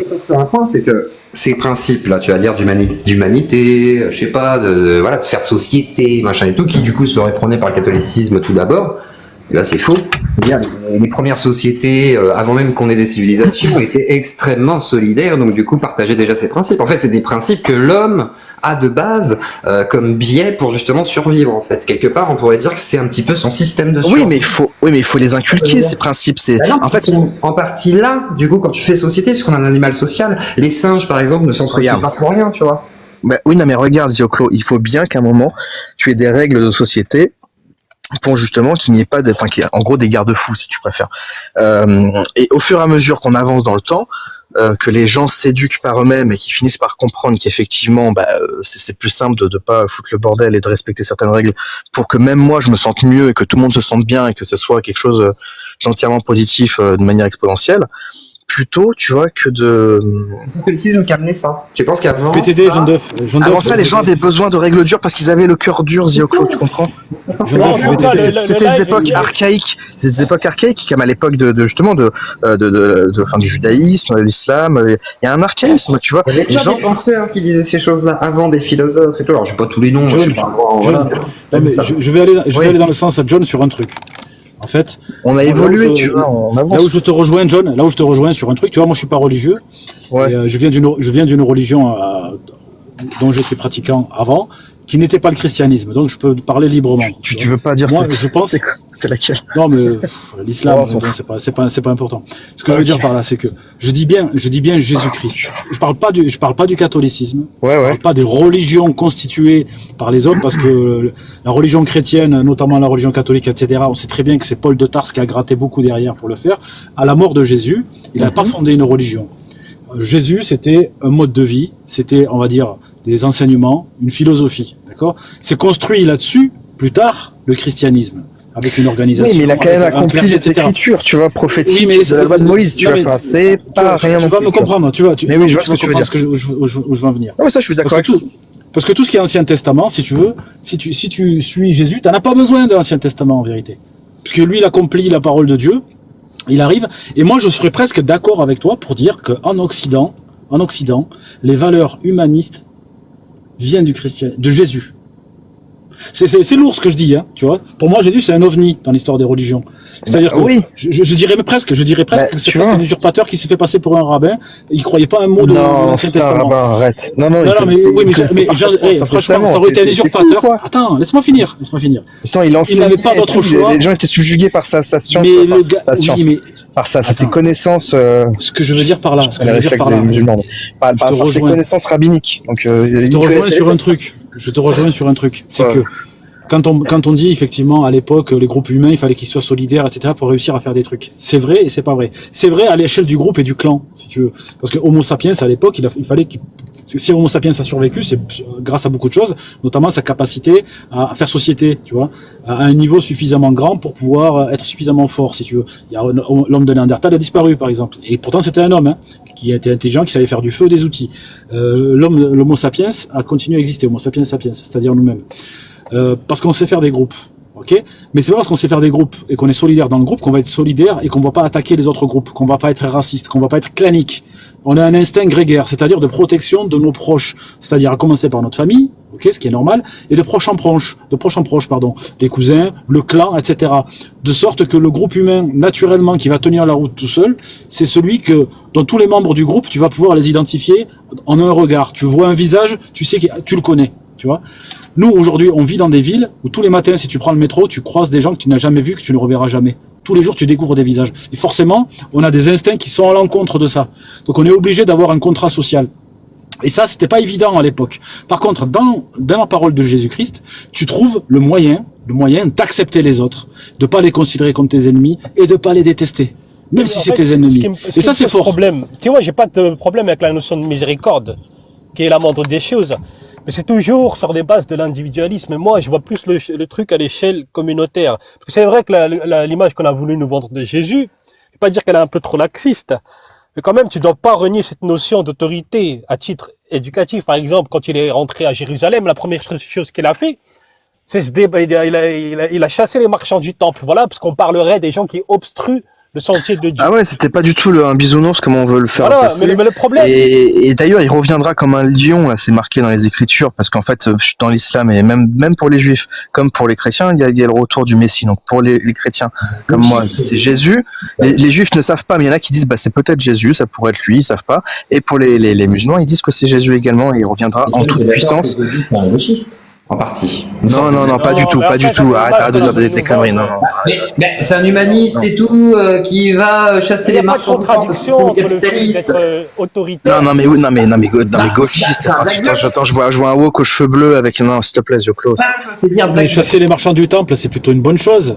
Ouais, mais oui, non, mais ça c'est très bien, mais moi, c'est quoi les marchands du temple? C'est quoi qui leur est reproché? Mais il est venu pour œuvrer dans le spirituel et non pas se faire l'idolâtre du monde temporel et justement de ce capitalisme dégoûtant aujourd'hui. Mais tu sais que Zioclo, même à l'extrême droite, en fait, enfin il y a une il y a cette dénonciation en fait de ce capitalisme de connivence, des riches qui drainent toutes les recherches, enfin des très très très riches, enfin des gros capitaux qui font des évasions fiscales, etc. Ça, tu retrouves exactement la même chose qui est dénoncée à l'extrême gauche. Il y a ce pendant social. Il n'y a pas les mêmes solutions et c'est pour ça que moi malheureusement au niveau des solutions que propose la gauche, elles me paraissent plus cohérentes malgré tout. Après, le RN fait des promesses, mais j'aimerais voir comment il tient. Sérieux, là, c'est plus cohérent. Non mais attention, je dis pas que c'est quelque chose pour lequel je voterai, je ne vote pas. Moi, je suis un abstentionniste. Je suis comme Bégodeau, moi, je m'abstiens, mais je ne suis pas un bourgeois. Mais de facto, moi je suis très anti-bourgeoisie. Que je sois de droite ou de gauche, ça ne change rien, parce que par exemple, je connais des gens de droite, effectivement, qui sont très anti-bourgeois, parce que ça les saoule en fait, ils peuvent pas les supporter. Et je comprends, parce que quand t'es un prolo, c'est vrai, quand tu vois la bourgeoisie s'exprimer, qui a du pouvoir, qui arrive à influer quand même à la télé, machin et tout, c'est pour ça que je parle souvent de Bolloré ou trucs comme ça, parce que pour moi, Bolloré, lui, il a du pouvoir, tu vois. Je veux dire, même à Hanouna du pouvoir, etc. Machin, ça va dépendre, tu vois, de où tu te situes dans l'échelle sociale. Ouais, bien sûr, bah oui, évidemment qu'ils ont du pouvoir. Et c'est ça, moi, que je déteste le plus. Et politiquement, je pense que pour le combattre, c'est pas dans le bureau de vote, parce que Marine, Mélenchon et tout, je pense que malgré tout, ils ont aussi leurs arrangements. Et la 6ème République, qui pourrait me faire avoir une petite demi-molle, malheureusement, j'ai peur que ça n'arrive jamais si jamais il passe au pouvoir. Donc du coup, je sais pas si je peux lui faire confiance. Mais 6ème République, mais pour faire quoi? Tu mets qui à sa tête? Pas une démocratie représentative, une vraie démocratie. Tu vois, Chouard, par exemple. Chouard, ouais. Ça te dérange pas, tu vois, qu'on vote et qu'on tire au sort quelqu'un, on lui met des experts dans les pattes parce que les gars ont fait Polytechnique, machin et tout, et on lui confie une mission sur un sujet spécifique. Moi, je trouve ça intéressant. Pourquoi pas? On l'a déjà fait. Faisons-le et étendons le truc plus loin. Moi, j'ai pas particulièrement de problème avec les riches et bourgeois. Il y en a qui sont très respectables. Voilà, ah non, moi j'ai pas de problème avec les riches et bourgeois. Non. Là, on parle vraiment d'une caste particulière qui est d'ultra riche en fait, si tu préfères. On parle pas des riches, des gars qui ont réussi ça. En fait, il y a un certain niveau où en fait, ça fait un peu. En fait, il faut qu'ils soient à la même enseigne que tout le monde. Faut pas qu'il y ait de privilèges pour eux, tu vois. Au niveau du fait qu'ils peuvent, par leur richesse détourner l'impôt, etc. Tu vois, ça c'est l'illégalité, quoi. Tu vois, c'est juste ça. T'es anti-royaliste quand tu dis ça. T'es anti-royaliste quand tu dis ça, Jean Duff. Ah non, pas du tout. Les privilèges, on les a abolis avec la royauté. Ah non, mais tu sais ce que c'est les privilèges? Alors ça n'a rien à voir. Le prix des privilèges dans justement, ça c'était magnifique. Les privilèges financiers, les privilèges. Ah non, les privilèges. Les nobles ne payent pas des impôts. Alors justement, les privilèges en fait qui ont été supprimés donc par la loi Le Chapelier. Enfin non, le Chapelier c'était pour les corporations. Bref, en gros, ça n'avait rien à voir. C'était des lois privées et des lois qui étaient sur mesure en fonction de certaines régions, de certaines corporations, qui étaient adaptées en fait à chaque problématique on appelle ça du sur-mesure en fait. Hein, c'était le principe de subsidiarité. Chaque problématique régionale. Et donc justement, il y avait certains impôts dans certaines régions, d'autres n'en avaient pas sur d'autres produits parce que ils étaient plus rarissimes, etc. Ça, c'était ce qu'on appelait, moi c'est pour ça que je suis royaliste, parce que je déteste cet esprit républicain qui uniformise tout, qui tend à tout technocratiser, avec un état jacobin, justement. C'est parce que t'as pas connu les affres de la royauté. Si, c'est très républicain, c'est la pensée jacobine, c'est ce qui a fait la révolution. Elle a même tracé. Qui écrase la République avec, justement, il y a le marketing, le capitalisme, le mondialisme aussi, qui du coup a ouvert la possibilité de consommer tout n'importe quoi, et du coup, voilà, le capital, les gens qui ont des grandes entreprises ont décidé d'investir tous les pays du monde. Et effectivement, la France s'uniformise, mais au niveau surtout des magasins, des marques. Je te dirais une chose. Non, c'est petit, vas-y. S'il te plaît, Jean-Claude. Ouais. En fait, moi, j'aime bien prendre les prophètes comme modèle. Pourquoi? Parce que ces gens-là, ils sont pas venus pour destituer les pouvoirs qui étaient en place. Tu vois, ils sont venus pour que les dirigeants ils prennent leurs responsabilités vis-à-vis des peuples. Tu vois, parce que souvent, c'était vu, on les voit comme des gens jaloux. Les prophètes qui n'avaient pas d'argent, qui enviaient les bourges, tout ça. Alors quand tu regardes bien, même sous le système républicain, c'est-à-dire qui est aux antipodes, voilà, souvent de nos valeurs, il y a quand même des bonnes choses. C'est-à-dire ils ont su réformer, moderniser les choses. Mais ces gens-là, en fait, ils n'ont jamais vu que nous, on se modernise. Voilà, parce que si le religieux, il se modernise, les lois, elles seront plus facilement acceptables. Tu vois, parce qu'avec la modernisation, les choses. Ouais, mais attends, non, mais que les lois soient toujours effectives, mais qu'elles ont pris des formes différentes avec le temps. C'est-à-dire, eux, ils ont su moderniser les lois. Non, mais ça ne veut pas dire pour autant qu'on ne sera pas fidèle à nos. Non, mais attends, antiseptique, l'islam, tu peux le moderniser, l'islam? Comment tu veux moderniser l'islam? Écoute, moderniser la pratique. C'est-à-dire, on est toujours fidèle à nos valeurs, mais la modernisation dont je parle, en fait, par exemple, je te donne un exemple. Avant, si tu veux, ils n'avaient pas de moyens de dissuader les gens de payer leur impôt. Donc, ils étaient obligés de les agresser avec leur épée, monter une cavalerie équipée pour que les gens payent leur impôt, puisqu'ils n'avaient pas de moyens de dissuasion. Donc, à l'ère de la modernisation, aujourd'hui, on n'est plus obligé de monter une cavalerie équipée pour que tu payes tes impôts. C'est-à-dire, dans le pire des cas, on va demander à un huissier, on va te prélever à la source. C'est-à-dire, ils ont su faire évoluer les choses. En fait, le système républicain, c'est pas un système auquel on doit tourner le dos. On doit juste faire en sorte, comment dire, qu'il extrait les mauvaises choses. C'est-à-dire, nous, ces gens-là, ils ont tout fait pour que nous, on ne soit pas des gens modernes. C'est-à-dire qu'on est contre l'évolution, toutes ces choses-là. Alors qu'on sait très bien que dans l'évolution, il y a de très bonnes choses, tu vois. Ah ben oui, bien sûr. En fait, il faut je suis profondément républicain. Je pense que la République, c'est la seule chose qui vaille. Moi, je suis profondément républicain et je peux le démontrer. Non, moi, je suis français. Moi, je suis réel. C'est un fonctionnement, la République. C'est pas. Non, mais justement, la République, dans son ADN, contient la remise en question perpétuelle. Tandis que dans la royauté, si tu prends l'histoire moi, je suis pas royaliste, mais tu prends l'histoire des rois de France.